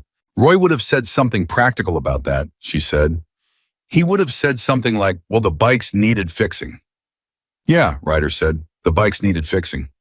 She exhaled slowly through her nose and felt something that was not quite relief and not quite peace, but was somewhere close to both of them, the feeling of a weight being distributed rather than carried alone, the mechanical advantage that came from having more points of contact with the load. Get some sleep, Ryder said. Tomorrow's going to be busy. Why, she said. Because tomorrow the journalist calls Crane for a second comment, he said. And when Crane gets that call, things are going to start moving fast. How fast, she said. Fast enough that you should sleep now while you still can, he said. She hung up the phone and sat at Roy's desk for a few more minutes. Then she got up and went to bed. In the morning, the men were still on the highway shoulder. She brought them coffee again, and one of them, a quiet older man with a silver beard and steady eyes, looked at her while she poured and said without preamble, "He's not going to get your land." It wasn't a promise. It was a statement of fact delivered with the confidence of someone who had assessed a situation fully and reached a conclusion he was prepared to stand behind. The kind of confidence that had nothing performative in it. "I know," Evelyn said, and for the first time in weeks, she said it because she believed it. She went back inside and opened the garage and started work on the Dodge Ram, fitting the heads back, working through the torque sequence with care, listening to the engine come back together under her hands the way engines did when you gave them the right treatment at the right time. Outside, the desert morning was beginning its slow, indifferent warming. Down the highway in the direction of Phoenix, Victor Crane was picking up the phone. And very far away, in a way she couldn't fully see yet, things were beginning to move. The journalist's second call to Victor Crane happened at 9:14 on a Wednesday morning. Evelyn knew the exact time because Ryder texted her when it happened, just the time, nothing else, which was how she had come to understand his communication style, precise, minimal, each word doing the work of 10. She was in the garage when the text arrived, standing at the workbench, organizing the parts for the Dodge Ram's final assembly, and she looked at the number 914 and understood that somewhere in Phoenix, in whatever office or house or car Victor Crane occupied at that hour, a phone call was changing the shape of his morning in a way that he had not anticipated and could not contain. She put her phone in her pocket and went back to work. The men on the highway shoulder had changed shifts overnight. The original 10 had been replaced by a different group. Same number, different faces. The kind of rotation that spoke of organization and planning rather than casual presence. She had brought them coffee at 7 without being asked, and the new group had accepted it with the same quiet thanks as the first, and she had gone back to the garage without discussion, the routine of it settling into something almost comfortable. Tom Briggs called at 10. "Something's happening," he said, and his voice had an urgency that Tom didn't usually carry.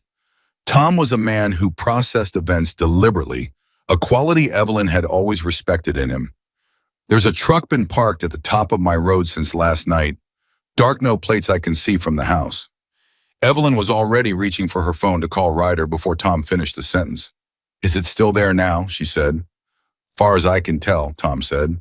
"Go inside and stay there," she said. "Don't go near it. I'll call you back." She called to Ryder. He picked up before the second ring. "There's a vehicle at my neighbor's road," she said. "Tom Briggs, dark truck, no visible plates, there since last night." "I know about it," Ryder said. She paused. "You know about it." "It's being handled," he said. "The people on your highway are aware. Tom is being watched." "Watched how?" "The same way you're being watched," Ryder said. "Nobody goes anywhere alone right now." She absorbed that. "Crane is escalating," she said. "The journalist's call this morning shook something loose," Ryder said. "When a man's strategy starts collapsing, he doesn't always choose to go quiet. Sometimes he goes harder. We're prepared for that." "What does harder look like?" she said. Ryder was quiet for the beat, the kind of pause that meant he was choosing how much to say and in what order. "Just stay in the garage today," he said. "Don't drive anywhere.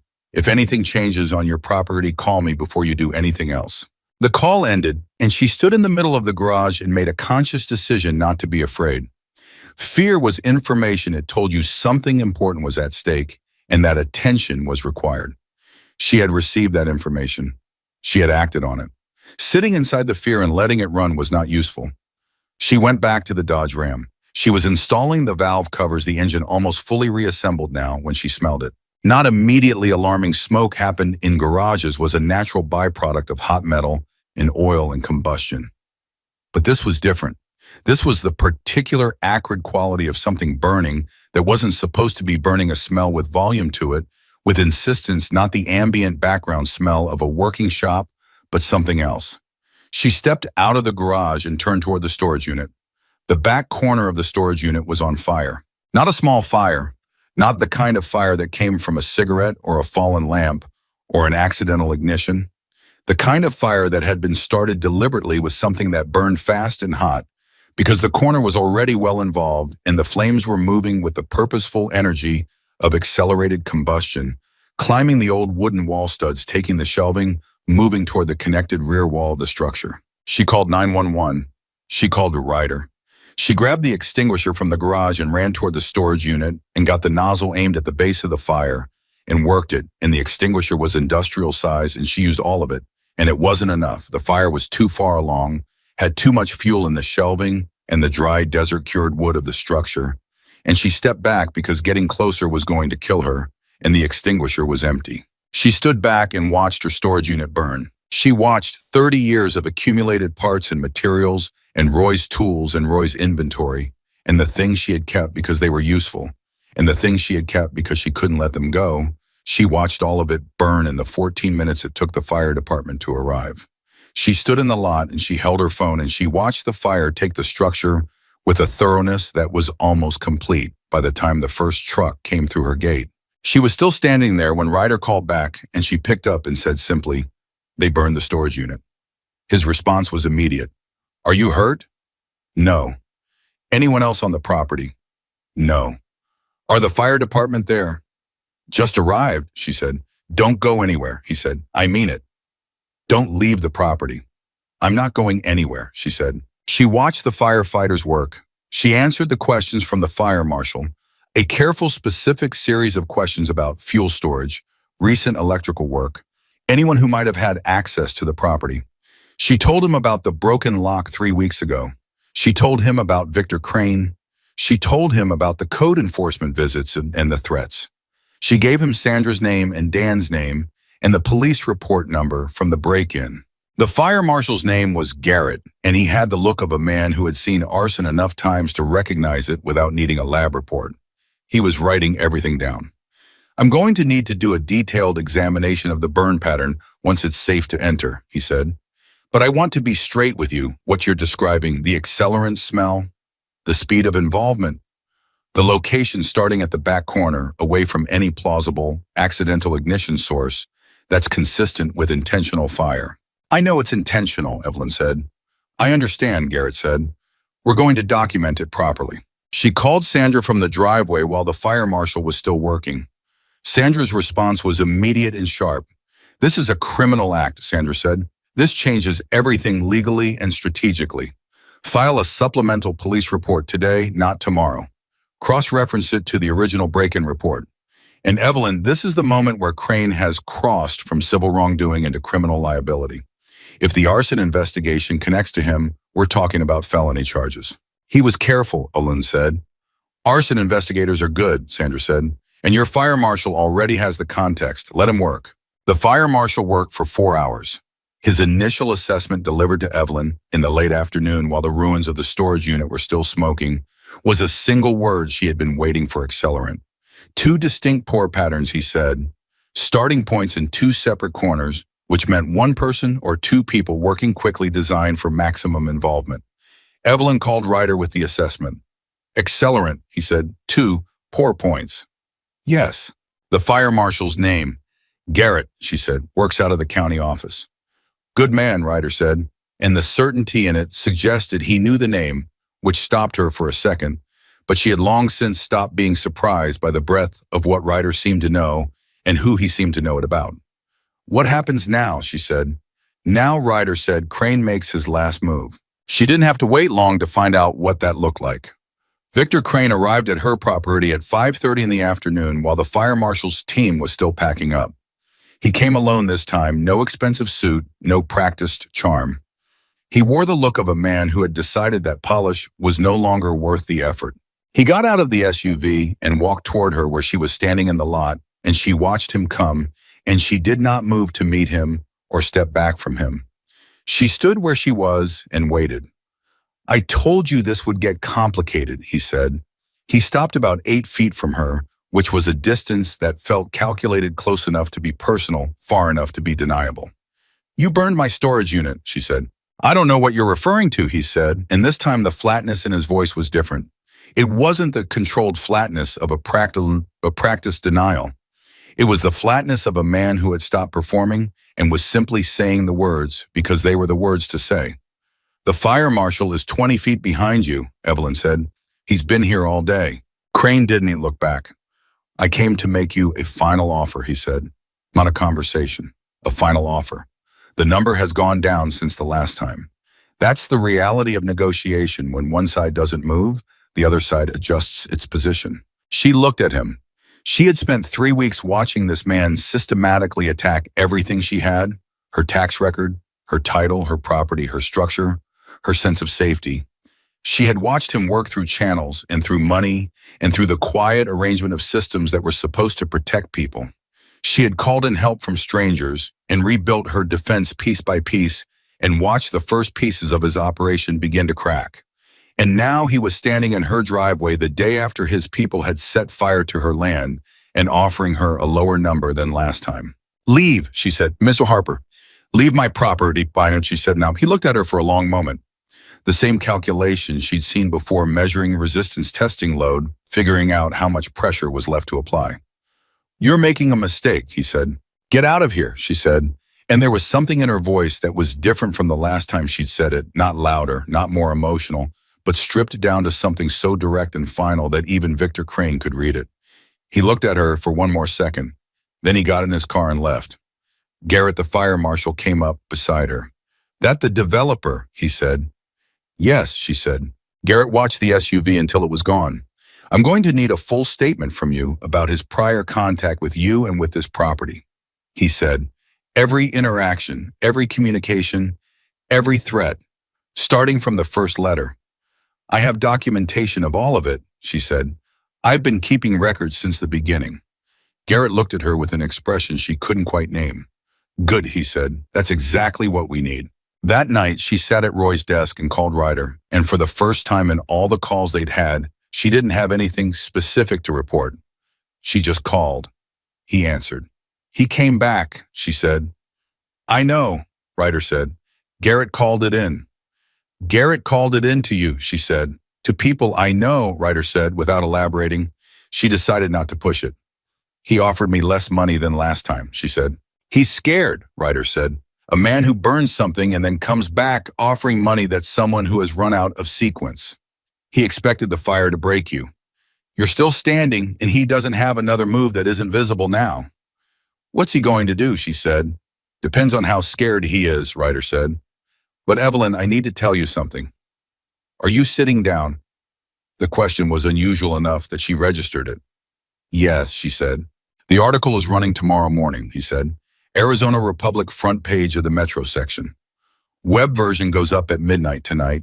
Web is named, the shell company chain is documented, the county board connections are documented. The specific case of your property is named in the article you're named, your situation is described, the fabricated tax debt, the forged deed, the arson investigation. All of it. She was quiet for a moment. My name is in the article. Yes, he said. I wanted your permission before it ran. The journalist asked for it, but it was already too late to take it out tonight and the presses are running. I should have told you sooner. I'm sorry. Don't apologize, she said. It needed to come out. Yes, he said. It needed to come out. What happens after tomorrow, she said. Things move very fast, he said. The article is going to generate attention, other media, social media people who have had dealings with Crane County officials who want to get in front of the story. The people who made the code board decisions are going to have very uncomfortable phones tomorrow morning. The tax authority has already started its internal audit that's going to accelerate. Sandra's discovery motion becomes very powerful in the context of a published investigation. And the arson. The fire marshal's report goes to the county attorney's office, he said, with the article providing context, the pattern of conduct, the prior contact, the escalation. The basis for a criminal investigation is strong. She sat with all of this, the weight of it, the scale of what had been built in the weeks since she'd picked up the phone and called a man she barely knew. Ryder, she said. Yeah. How many people are coming, she said. He was quiet for a moment. More than you're thinking, he said. Give me a number. I don't have a final count, he said. It's still growing. Chapters from 3 states have confirmed. More coming in from outside that. I told them to be respectful of the property, respectful of you. No disruption. They understand. These are people who want to help. What they can build, what they can bring: lumber, materials, tools, equipment. People who know how to use all of it. What you lost in that fire, they want to rebuild it. She didn't say anything. You okay? Ryder said. I'm sitting in my dead husband's chair, she said, in a garage that's been here for 30 years, and strangers are going to come and rebuild what was burned because I fixed their bikes in the rain. She paused. It's a lot to hold. Yeah, he said, it is. Roy would have had something practical to say about it, she said. What do you think he would have said? She thought about it honestly. About Roy, who had built this place with his hands and his stubbornness, who had never done anything for show, who had been the most practically generous person she had ever known. He would have said, make sure they have enough to eat, she said. Ryder made the sound that she had come to recognize as his version of a laugh. We'll handle the food, he said. She went to bed that night and did not sleep immediately, which was expected. She lay in the dark and thought about the article running at midnight, about her name being in it, about what it meant to have your private battle made public. She thought about Roy. She thought about the night she had opened the garage door in the rain, which had not felt like a significant decision at the time. It had felt like the obvious thing, the only thing a person with her skills and her tools and her understanding of what she was looking at could reasonably do. Help them, fix the bikes, send them back on the road. She had not been performing generosity. She had simply been herself in her fullest, most natural form. And all of this, the investigation and the article and the people on the highway shoulder and the phone call with Ryder and the thing that was coming was what that had grown into. She fell asleep at 2 a.m. At 4:17, her phone buzzed. She picked it up expecting Ryder.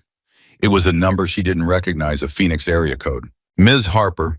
The voice was male, older measured. My name is David Lowell. I'm a deputy county attorney for Maricopa County.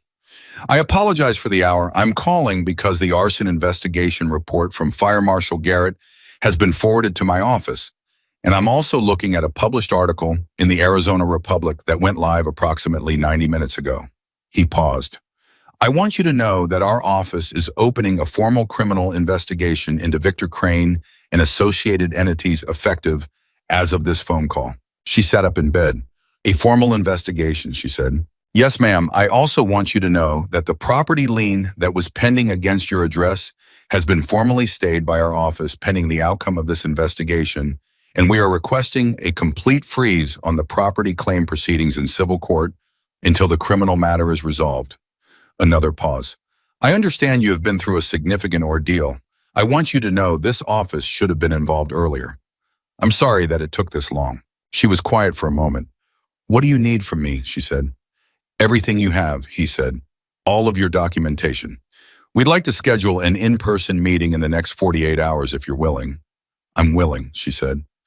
She called Ryder at 4:30. He answered on the first ring, which meant he was awake, which meant he had been waiting. The county attorney's office called, she said. Criminal investigation into Crane. The lien is stayed. Dean, the property proceedings are frozen.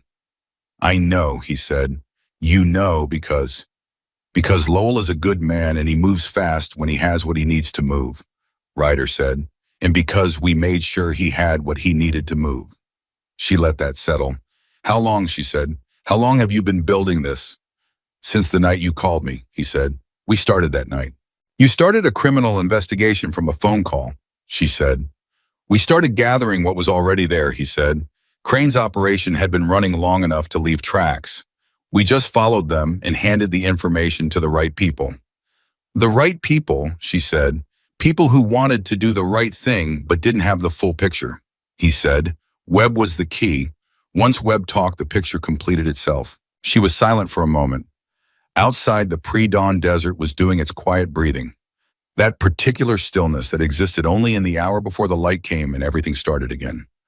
When are they coming? She said. The people you mentioned. Dawn, he said.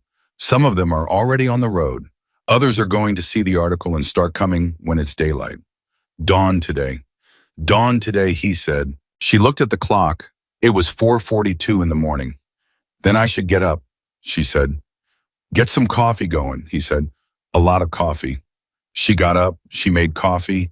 She went to the garage and turned on the lights, and the garage looked the way it always looked, the tools in their places, the workbench clear from last night's cleanup, the Dodge Ram in the center bay, with its engine fully assembled and waiting for its test start. Roy's stool pulled out where she'd left it. She walked through the space and touched the walls and the workbench and the tool chest the way she sometimes did in quiet moments, feeling the solidity of the place, the 30 years embedded in every surface. The storage unit was gone. She could see the remains of it through the back window. The blackened foundation, the fallen structure, the ash of 30 years of accumulation. She let herself look at it for a moment. Not to grieve it, she had done whatever grieving she was going to do the night of the fire, but to see it clearly, to understand what had been taken. Then she turned back to the garage. She was on her third cup of coffee when she heard the first one. A single engine coming from the east, from the direction of the highway, the distinctive sound of a Harley at highway speed beginning to decelerate. She walked to the garage door and it looked on out. One bike, then three behind it, then more coming around the long curve of the highway where it bent toward her property, headlights still on in the early morning gray, a line of them that didn't end when she expected it to end. She stood in the doorway and watched them come. More than she had counted on, more than the number in her head that she had built from what Ryder had told her. They filled the highway and her lot and the road and the shoulder in both directions, and they kept coming single file on the highway and then spreading as they entered her land, organized, purposeful, not a crowd but a formation, people who knew how to occupy space without chaos. She couldn't count them. They were still arriving. Ryder's bike came in from the middle of the column, and he pulled up in front of her and cut the engine and got off, and he looked at her the way he had looked at her the night she'd finished his cruise bikes. That measuring, recalibrating, looked the one that had something more honest under it than its surface suggested. Morning, he said. Morning, she said. He looked past her at the garage, at the ruins of the storage unit visible at the back, at the property in the early light. You doing okay, he said. Ask me again in an hour, she said. He nodded. That was sufficient. Behind him, the flatbed trucks were arriving. She hadn't seen them initially because she'd been watching the bikes, but now she registered them. Large loaded tarps over their cargo. Lumber, steel, equipment. She could tell from the weight and the height of what was under those tarps. Construction materials. Real ones in serious quantities. How much did they bring, she said. Enough to rebuild what burned, Ryder said. And more. A man she didn't recognize, heavy-set, built like someone who had poured concrete for 40 years, wearing a work vest over his cut, came up to Ryder and said something low. Ryder turned to Evelyn. He needs to know where your property lines run, he said, for the foundation work. She went and showed the man her property lines. He walked them with her, measuring with his eyes the way experienced builders did, making notes on a pad he pulled from his vest. When they'd completed the circuit, he said, We'll have the foundation cleared and poured by end of day. Frame goes up tomorrow. She looked at him. The whole frame? We've got 40 people who frame for a living, he said, and another 60 who can follow direction. Yeah, the whole frame. She didn't have a response to that, so she nodded. Dozer appeared at her elbow. She recognized him, the man from the night of the storm who had watched her hands while she worked, who had sat backward on the folding chair. He was grinning, which was different from how she remembered him. You look like you need more coffee, he said. I've had 3 cups, she said. You need a 4th, he said. Big day. Sandra Okafor called at 7:15 as the construction preparation was beginning in earnest around her. I assume you've seen the article, Sandra said, and her voice had the quality of someone who had been awake since midnight. I've been busy, Evelyn said. The discovery motion we filed yesterday, Crane's attorneys called this morning to say they're withdrawing the property claim. Evelyn stopped walking. Withdrawing. Completely, Sandra said. No negotiation, no settlement demand, withdrawn. The article named their shell company structure in enough detail that continuing the claim creates additional criminal exposure. They made a calculation. It's over, Evelyn said. The property claim is over. The property claim is over, Sandra said. The tax reassessment was already withdrawn. The code violations are under review and will almost certainly be reversed given the board investigation. What remains is the criminal matter, which is now in the county attorney's hands. Sandra paused. Evelyn, do you understand what I'm telling you? Your property is yours, clearly, unambiguously, legally yours. Nobody is taking it. She stood in the middle of her lot, surrounded by the sound of motorcycles and people unloading equipment, and someone calling out measurements with the morning sun, just clearing the eastern ridge and the ruins of the storage unit, still smoking faintly at the back. And she heard Sandra tell her that the property was hers. She closed her eyes for a second. Thank you, Sandra, she said. Thank your documentation, Sandra said, and thank whoever made the call to Marcus Webb, because without that, I'm not sure how long this would have taken. She hung up and turned to find Ryder standing nearby, close enough to have heard the one-sided conversation. He read her face and said nothing. He didn't need to. The property claim is withdrawn, she said. He nodded. Sandra says the property is clearly mine, she said. It always was, he said. She looked at him at the gray beard, the gray hair, the road-worn face that had been the first thing she'd seen through her garage window on the night of the storm, the face of a man she had decided to help without asking who he was or what he needed or what it might cost her. She had simply looked at 6 broken machines in a group of wet, stranded strangers and done what she knew how to do. You came back, she said. We came back, he said, and gestured at the hundreds of people working behind him. The trucks unloading, the construction teams already marking out the foundation area, the food being set up by a group of women who had arrived in 2 vans and immediately established a cooking operation that smelled, even from across the lot, like something substantial and real. Roy would have wanted to help them build it, Evelyn said. Tell me about Roy, Ryder said. She looked at him to see if he meant it. He did, she could tell. Maybe later, she said, when it gets quiet. Deal, he said. A shout went up from the foundation crew. Something had been confirmed, a measurement agreed upon, the beginning of something. She turned toward the sound, toward her land, her ruined storage unit, and the 60 people preparing to do something about it. She took a breath, and she walked toward them. She walked toward them, and they made room for her without being asked. That was the thing she noticed first, not the numbers, not the equipment, not the sheer organized scale of what was happening on her land. She noticed the way people moved when she came near, the way space opened naturally in front of her, without anyone directing it, the way heads turned and voices dropped briefly, and then continued, the specific quality of attention that a group of people gave to someone they had come specifically to help. It was not deference. It was something warmer and more honest than that. It was the behavior of people who knew why they were there and wanted her to know they knew. The foundation crew chief was a man named Dale, broad-shouldered, late 50s, the kind of physical competence that came from a lifetime of building things correctly and not accepting anything less.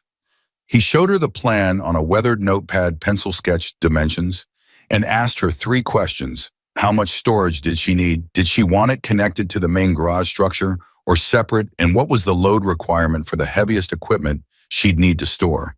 She answered all 3 without hesitation because she had been thinking about those answers for years, every time she'd worked around the limitations of the original structure. She told him what she needed, he nodded and wrote it down and turned back to his crew, and the work resumed at a pace that told her this was not the first time these people had built something under time pressure with intention behind it. Ryder materialized at her shoulder. He's one of the best framers in the state, he said, nodding toward Dale. Done this for 30 years. He drove 6 hours last night to be here. Why, she said. Because he wanted to, Ryder said.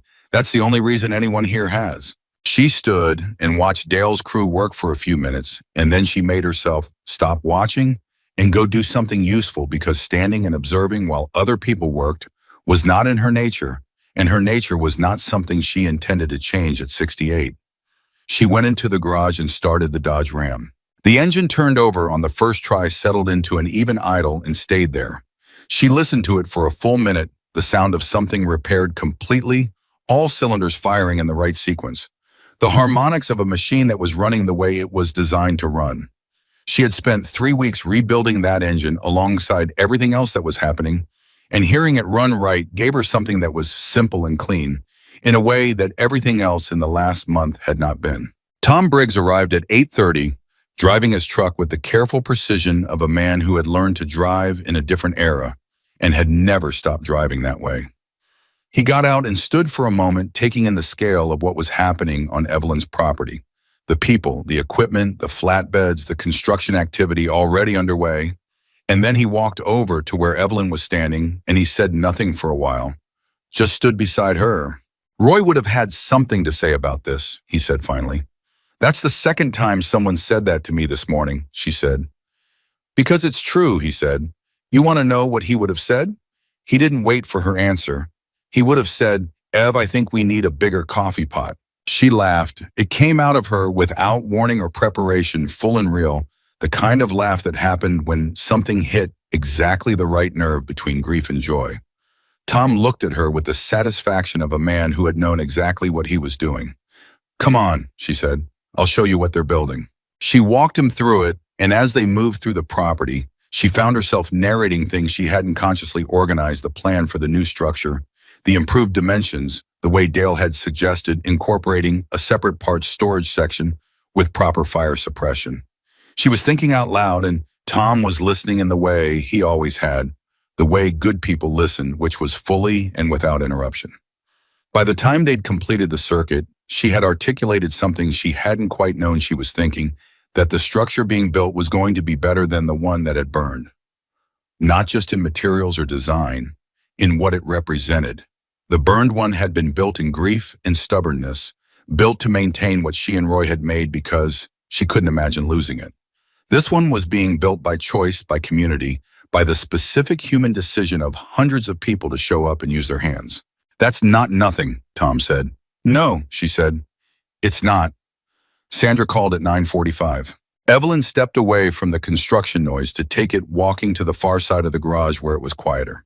I need to tell you something, Sandra said, and the professional precision of her voice had been replaced by something more unguarded, which was the first time Evelyn had heard Sandra sound anything other than completely composed. The forensic document examiner filed her preliminary report this morning. The 1987 deed that Crane submitted the paper was manufactured no earlier than 1998.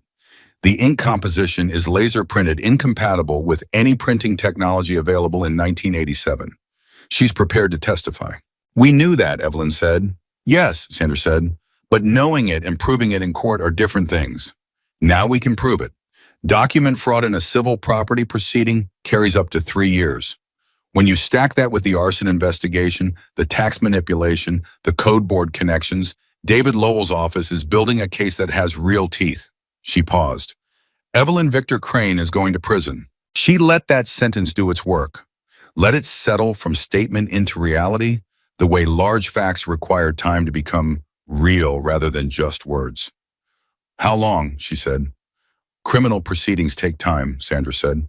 But Lowell called me this morning and told me his office is treating this as high priority. He's angry, the good kind of angry, the professional kind, the kind that produces thorough prosecution. What do I need to do? Keep your records, Sandra said. Be available when Lowell's team needs you. And Evelyn, live your life. The legal machinery is running. You've given it everything it needs. Let it run. She thanked Sandra and put the phone in her pocket and stood for a moment with her hand resting on the garage wall. The exterior surface warm from the morning sun, the 30-year-old wood she and Roy had painted 4 times the texture of it, something she knew the way she knew the handles of her own tools. She had spent 11 years maintaining this place alone. She had built a wall between herself and needs so carefully and so thoroughly that she had almost not called Ryder when the wall started crumbling. Almost. Because 68 years of life had also taught her, somewhere underneath the stubbornness, that walls built to protect you could also seal you in, and that knowing when to open a door was not the same as admitting weakness. Roy had taught her that, by loving her when she was difficult, by staying when she pushed, by choosing her day after day in the ordinary, in the hard, in the everything in between. She missed him with a sharpness that surprised her even now 11 years in. The grief had changed form many times, from immediate and consuming to chronic and manageable to something more like a companion present, but no longer debilitating. But it had never fully gone, and she had stopped expecting it to. She carried him the way you carried anything essential without thinking about it, just built into the structure of how you move through the world. She pushed off the wall and went back to the work. The food operation had scaled up considerably by 10 o'clock. The 2 vans from earlier had been joined by a pickup truck with a flatbed grill and 2 propane burners, and the smell of actual cooking, not donated pastries or packaged food, but real cooking. Bacon and eggs, in quantities designed to feed a crew, had pulled workers toward the makeshift kitchen in a steady drift. Evelyn walked past it, and one of the women manning the grill, 60s, red-haired, with the efficient warmth of someone who had fed large groups her whole life, handed her a plate without asking. "Eat," the woman said. "You look like you've been running on coffee since last Tuesday." Evelyn ate, scrambled eggs and bacon and toast, standing at the edge of the lot with a paper plate, watching Dale's crew sink the first anchor bolts into the concrete pad that had been poured while she wasn't looking. Fast work, efficient work, the kind that came from knowing exactly what you were doing and having the people and materials to do it without compromise. "That's faster than I expected," she said to no one in particular. "Dale doesn't believe in slow," said Dozer, appearing at her elbow with his own plate. He had the satisfied expression of a man in his natural element. "He built a full garage structure in 2 days once on a bet. Lost the bet because he finished in a day and a half." "Is that true?" she said. "Completely," Dozer said. "The other guy still owes him $50. He's never collected. Says the look on his face was worth more." She ate, she watched, she talked to people she hadn't met who had driven from New Mexico and Nevada and Utah, who had heard the story and come because the story had done something to them that they couldn't entirely articulate but understood well enough to act on. She heard her own name in their mouths, not as celebrity, not as spectacle, but as something closer to a fixed point, a reference, a thing that meant what it was supposed to mean. A woman who helped strangers for nothing and then needed help herself and got it. The simplicity of that arc was not lost on her. She had lived long enough to know that simple wasn't the same as easy, and that the stories that lasted were usually the ones that didn't require explanation. At 11, Ryder found her and said there was someone she needed to talk to. She followed him to the far side of the lot, away from the construction noise, where a man was waiting. Slight mid-50s, the kind of face that had been under fluorescent office lighting for enough years that it had forgotten what direct sun felt like. He looked nervous in the way of people who had made a significant decision and were still processing the weight of it. "Marcus Webb," Ryder said, and stepped back. She looked at the man, at the person who had worked for Victor Crane for 4 years and known what was being done to people like her, and said nothing for most of that time, and then said something when it mattered. She thought about what she wanted to say to that kind of person and what she felt about it, and whether those two things were the same. They were not. "You worked for him," she said. "Yes," Webb said. "You knew what he was doing." Webb was quiet for a moment. "Not all of it," he said. "Not right away. By the time I understood the full picture." He stopped, started again. "I stayed longer than I should have. I know that. I left when I couldn't stay anymore. I should have left sooner. I should have talked sooner. I know that too." She looked at him. His hands were slightly unsteady. He hadn't slept. She could tell the specific exhaustion of someone who had done something irrevocable and was living in the immediate aftermath of it, the adrenaline still metabolizing. "Why did you talk?" she said. "Why now?" He looked past her for a moment, at the construction, at the people, at all of it. "Someone told me your story," he said. "What you did, the bikes, the storm, the garage, what he did to you after. I'd been sitting on everything for 18 months, telling myself the right time would come, the right situation. And then someone told me about you, and I thought," he stopped again. "I thought if she could open a garage door for strangers in the middle of the night, I could make a phone call." She was quiet for a long moment. "Thank you," she said. The words were plain. She didn't add to them because the plainness was the point. He had done something real, and it had cost him something real, and the thing you said to that was, "Thank you," without decoration. He nodded. He looked like a man who had needed to hear it and hadn't been sure he would. Ryder walked him to his car 20 minutes later, and Evelyn watched them go, and then she turned back to the construction site where Dale was running through a measurement check on the first wall frame, with 3 of his crew calling out numbers in the clipped shorthand of experienced builders. She went to Dale. "Can I help?" she said. He looked at her, measured her the way tradespeople measured each other, not skeptically but honestly, reading what she was. "You do any framing?" he said. "I've put up walls," she said. "Darling, like this scale, but I know which end of a hammer to hold." "Then hold it," he said, and handed her a framing nailer. She spent the next 3 hours working alongside Dale's crew. She wasn't the fastest person there, and she wasn't trying to be. She worked at her own pace, which was steady and accurate, the same qualities she brought to engine work. She fit into the crew without friction, taking direction, when direction was given, making decisions, when decisions were hers to make, and the crew absorbed her the way good crews absorbed capable people, without comment and without ceremony. Carol Reeves arrived at noon with her pickup truck loaded with food she had cooked since early morning. 2 roasting pans of enchiladas, a pot of beans, a cooler of drinks. She set up beside the existing food operation without being asked, and the 2 women running the grill welcomed her without introduction, the easy communication of people who understood each other's practical language. Pete Galvez came at 12:30, moving slowly on account of his hip, but moving nonetheless, and stood watching the framing progress with the evaluative eye of someone who had spent a professional lifetime measuring how things were built, and then turned to Evelyn and said, "They're doing it right." "I can see that," she said. "Roy would have approved of the corner connections," Pete said. "He was always particular about corners." She looked at Pete. "You knew Roy." "I surveyed this property when you bought it," Pete said. "Roy walked the whole line with me, 4 hours in July, 103 degrees. He never complained once, just asked questions." He smiled at the memory. He was particular about knowing exactly what he owned. She felt the grief move through her, not the sharp version, not the consuming version, but the companion version, the one that was also love, because grief without love was not grief, just loss. She felt it move, and she let it move, and she kept working. David Lowell called at 1 in the afternoon. She stepped off the framing crew to take it, and Lowell's voice had the controlled energy of a prosecutor who had spent the morning building something solid. "Ms. Harper," he said, "I want to update you on some developments. Victor Crane's primary legal counsel contacted our office this morning. Crane is represented now by criminal defense attorneys. That's a significant change. It means he's expecting charges." "Is he right to expect them?" she said. "Yes," Lowell said.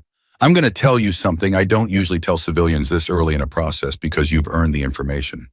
We found the deed." She went completely still. "My original deed," she said. "Yes. In the course of executing a search warrant at Crane's property management office this morning, we located several documents that had been removed from other properties, yours among them. Your original 1998 deed is in evidence. It will be returned to you as soon as it's been processed." She pressed her free hand flat against the garage wall, the warmth of it again in the familiar texture. "He kept it," she said. "He kept it," Lowell confirmed, "along with documentation of 8 other properties he's run similar operations against. You're not the only one, Ms. Harper. You're the one who fought back in a way that made the others visible." She heard the weight of that. 8 other people, 8 other properties, 8 other fights that had not perhaps ended the way hers was ending. "What happens to them?" she said. "The others?" "Our office is contacting each of them," Lowell said. "The investigation covers all cases. Some are further along in Crane's process. One family has already lost their property in a proceeding we're now reviewing for fraud. We're going to work to reverse that." A pause. "It's going to take time, but it's happening."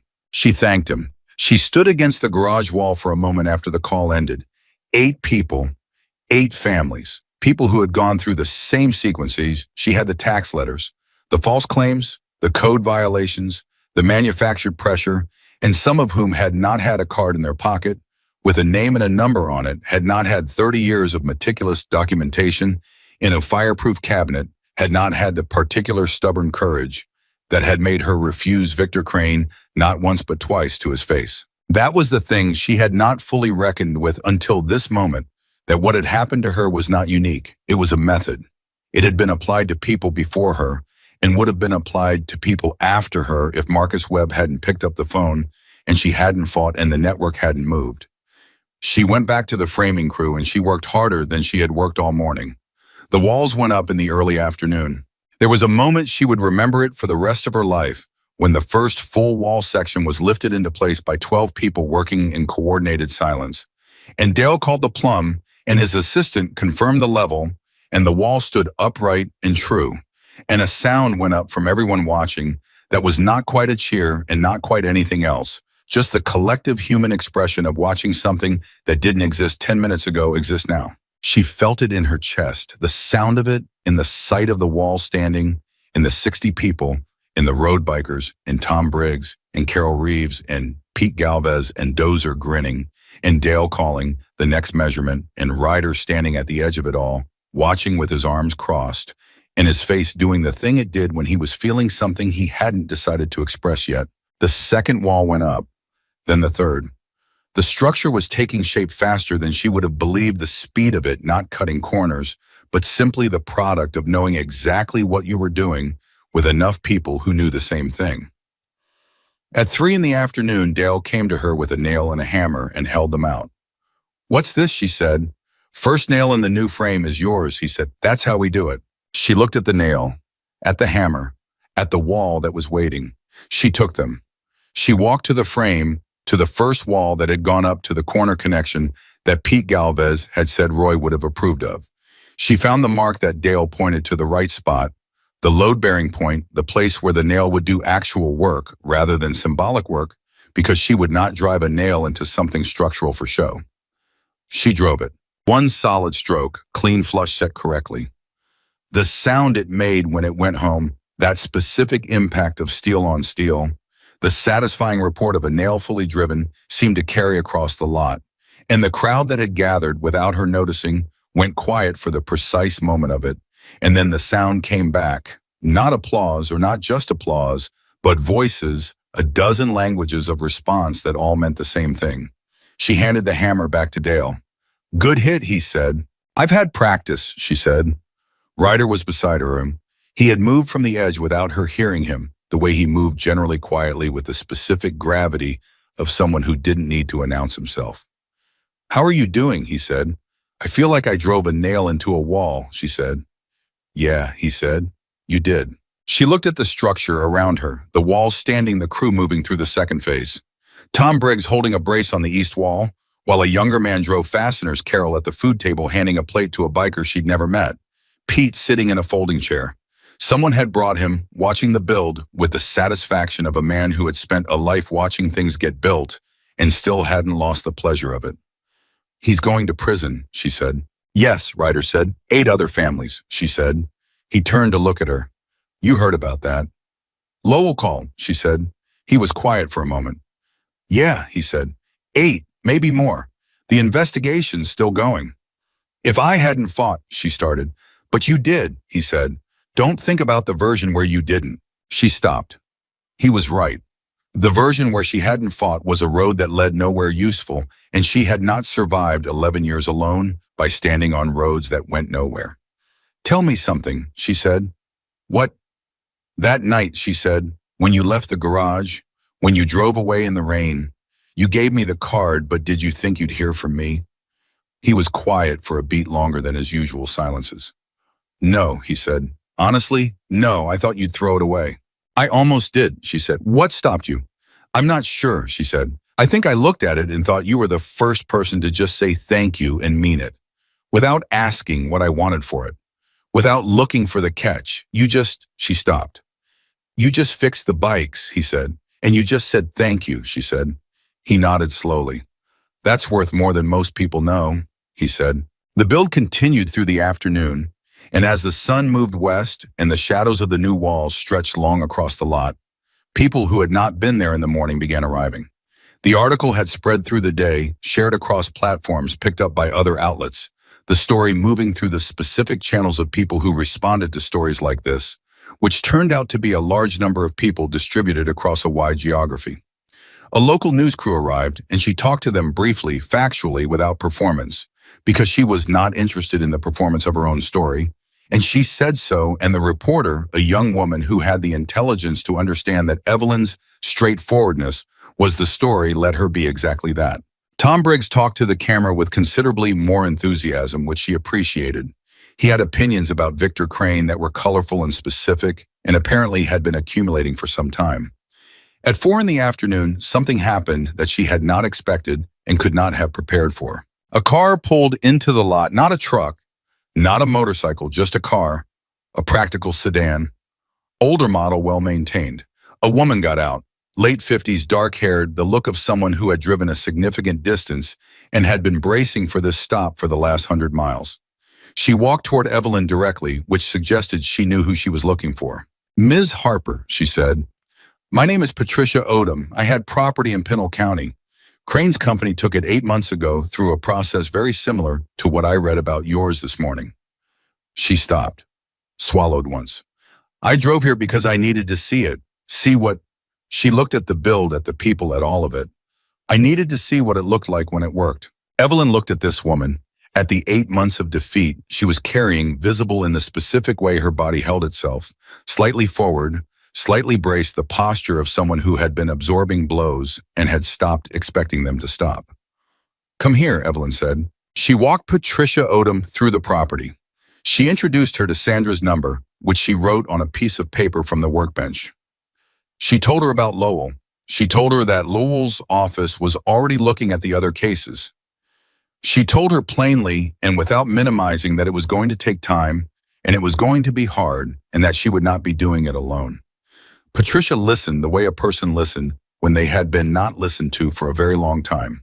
Why are you helping me? Patricia said. You don't know me. Evelyn looked at her. You came, she said. That's enough. Patricia Odom stayed for 3 hours. By the time she left, she had Sandra's information, Lowell's office number, and a plate of Carol's enchiladas that Carol had pressed on her with a firmness that brooked no refusal. She also had something less tangible, but more important, the look of a woman who had come in carrying defeat and was leaving carrying something else. Not victory that was still ahead of her, still uncertain, but possibility. The specific and powerful knowledge that her situation was not sealed, was not final, was not the end of the story. Evelyn watched her drive away and felt something complete itself that she couldn't name. The structure was roofed at 5:15. The crew put the last ridge beam in place as the sun was going gold and angled, and the shadows of the new walls stretched long and solid across the lot.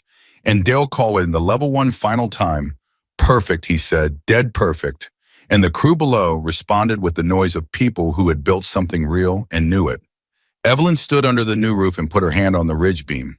The wood was smooth and raw and smelled like fresh lumber, like something new, like possibility in its most material form. She stood with her hand on it, and she thought about Roy, who had not been afraid of new things, even when they cost him, who had built this property from a piece of bare desert with a belief in useful work that he had passed to her, not by instruction, but by example, by doing it alongside her, by being the person he was for long enough that she had become, in ways she still sometimes discovered a person shaped by having known him. Good beam, Dale said, coming to stand beside her. Good beam, she agreed. The evening settled in the way desert evenings did, the temperature dropping with the swiftness that still surprised people who hadn't grown up with it, the sky going from gold to rose to something deeper and more complex that had no name in English. People gathered naturally, the construction noise giving way to voices and laughter. Food being handed around, fires being lit against the cooling air in the fire barrels that someone had produced from somewhere, as if this had been planned, which perhaps it had. Ryder sat down next to her on the tailgate of Tom's truck, which was where she'd ended up without quite deciding to. She handed him a cup of coffee from the thermos she'd been carrying since mid-afternoon. He took it. He looked out at the property, at the new structure, solid and true, lit from inside by the portable work lights that cast a warm, clean light through the open walls, at the people around the fire barrels, at the remains of the burned storage unit, which would be cleared tomorrow once the investigation team released the area. Tell me about Roy, he said. She looked at him. He had asked this morning and she had deferred, and he had accepted it, and he was asking again now in the dark with coffee when the day had settled into something that could hold a conversation like that. She told him. She told him about Roy Harper, who had been an indifferent student and a gifted mechanic who had found her car broken down on a highway in 1981 and fixed it in 40 minutes and asked for her number, and then not called for 3 weeks because he was nervous, which she had found out later. She told him about the early years, the arguments about money and the arguments about nothing, and the marriage finding its shape the way marriages did through collision and accommodation, and the slow discovery of the actual person you had committed to. She told him about Roy's hands, which were large and scarred and gentle in a way that contradicted their appearance. She told him about the property, how Roy had seen it and known immediately the way he sometimes knew things without being able to explain the knowing, and how she had trusted his certainty even when she couldn't share it. She told him about the last year when Roy's heart had given them signs they had not wanted to read, And then the morning when it had simply stopped while he was making breakfast, quietly without warning, the way a well-maintained engine could still fail, without notice the failure not in the maintenance, but in the irreducible uncertainty of all things. She told him that she had stood in the kitchen for 40 minutes before she called anyone, because she was not ready to make the call real, and that she had never told anyone that before. Ryder listened. He did not offer condolence or analysis or the uncomfortable social reflexes that other people offered. He listened the way he had listened to her on the phone 3 weeks ago, completely, with the specific quality of attention that made the person speaking feel that what they were saying was being held rather than simply heard. When she finished, he was quiet for a moment. "He sounds like someone worth missing," he said. "He was," she said. "He is." They sat with that. The fire barrels threw warm light across the lot.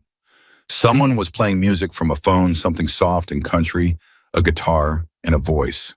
The desert beyond the property line was doing its dark and patient thing, indifferent and vast and somehow comforting in its indifference, the way large things that didn't need anything from you were sometimes comforting. "What do you need tomorrow?" Ryder said. "The investigation team needs to release the burn site," she said. "Then we can clear it. Dale said his crew can be back by 7 if needed." "They'll be back," he said. "And I need to call Lowell's office," she said. "Arrange the full statement." "Sandra should be on that call," he said. "She will be back, she said. He nodded. She looked at the new structure, at the walls standing, at the roof that had gone up in a single afternoon because 60 people had known what they were doing and had wanted to do it. "It's going to be better than the old one," she said. "Yes," he said. "Bigger," she said. "Better organized. Dale suggested a parts layout system I've been thinking about for years but never had the space for." "When did you tell him that?" "This morning," she said, "when he asked me what I needed." Ryder smiled. She could see it in profile, rare enough that she noticed it. "You were already designing the rebuild while they were still fighting the fire," he said. "The fire was out," she said. "It was the next problem. You moved to the next problem." "Yeah," he said. "You do." They were quiet again. Comfortable quiet, the kind that existed between people who had said the things that needed saying and were at rest with each other on the other side of them. The music from across the lot changed to something she half recognized, an older song, the kind that had been playing on the radio when she and Roy were young and driving through the desert before they knew what the desert would come to mean to them. "Ryder," she said. "Yeah." "What happens to you after this?" He considered it. "Back on the road," he said. "That's what we do." "You come back through here," she said. "The garage will be open." He looked at her. "Yeah," he said. "If the bikes need fixing, I'll fix them," she said. "That's not going to change." He nodded. It was a settling nod, the kind that confirmed something rather than simply agreed.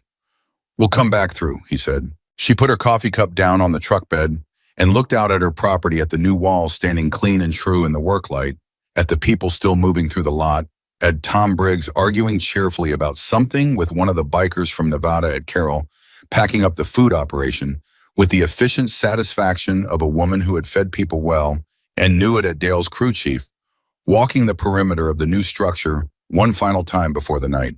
She looked at all of it and she felt something that was the composite of every feeling the last month had put through her, the fear and the winning and the exhaustion and the grief and the stubborn refusal to give ground and the specific inarticulate gratitude of someone who had opened a door in the rain and found out years later what had walked through it. The storage unit had burned. Victor Crane's operation was collapsing under the weight of its own exposure. The deed was coming home. The property was hers. 8 families were getting their stories looked at by people who would look honestly. Patricia Odom had driven home with Sandra's phone number and something to fight with. And on her land, in the desert, in the dark, under a new roof that 60 people had built because she had once fixed their bikes for free, something that had broken was made whole again. Not just a structure, something harder to build and harder to break. Roy Harper had known always that the only answer to a hard world was to be useful in it and not keep score. Evelyn Harper had learned it from him and lived it for 40 years, and on one particular stormy night had lived it for 6 wet strangers with broken machines, and the world improbably, consequentially, in ways neither generosity nor calculation could have predicted, had answered. She was 68 years old. She was standing on her own land. The roof above her was solid, the walls were true, and she was not alone.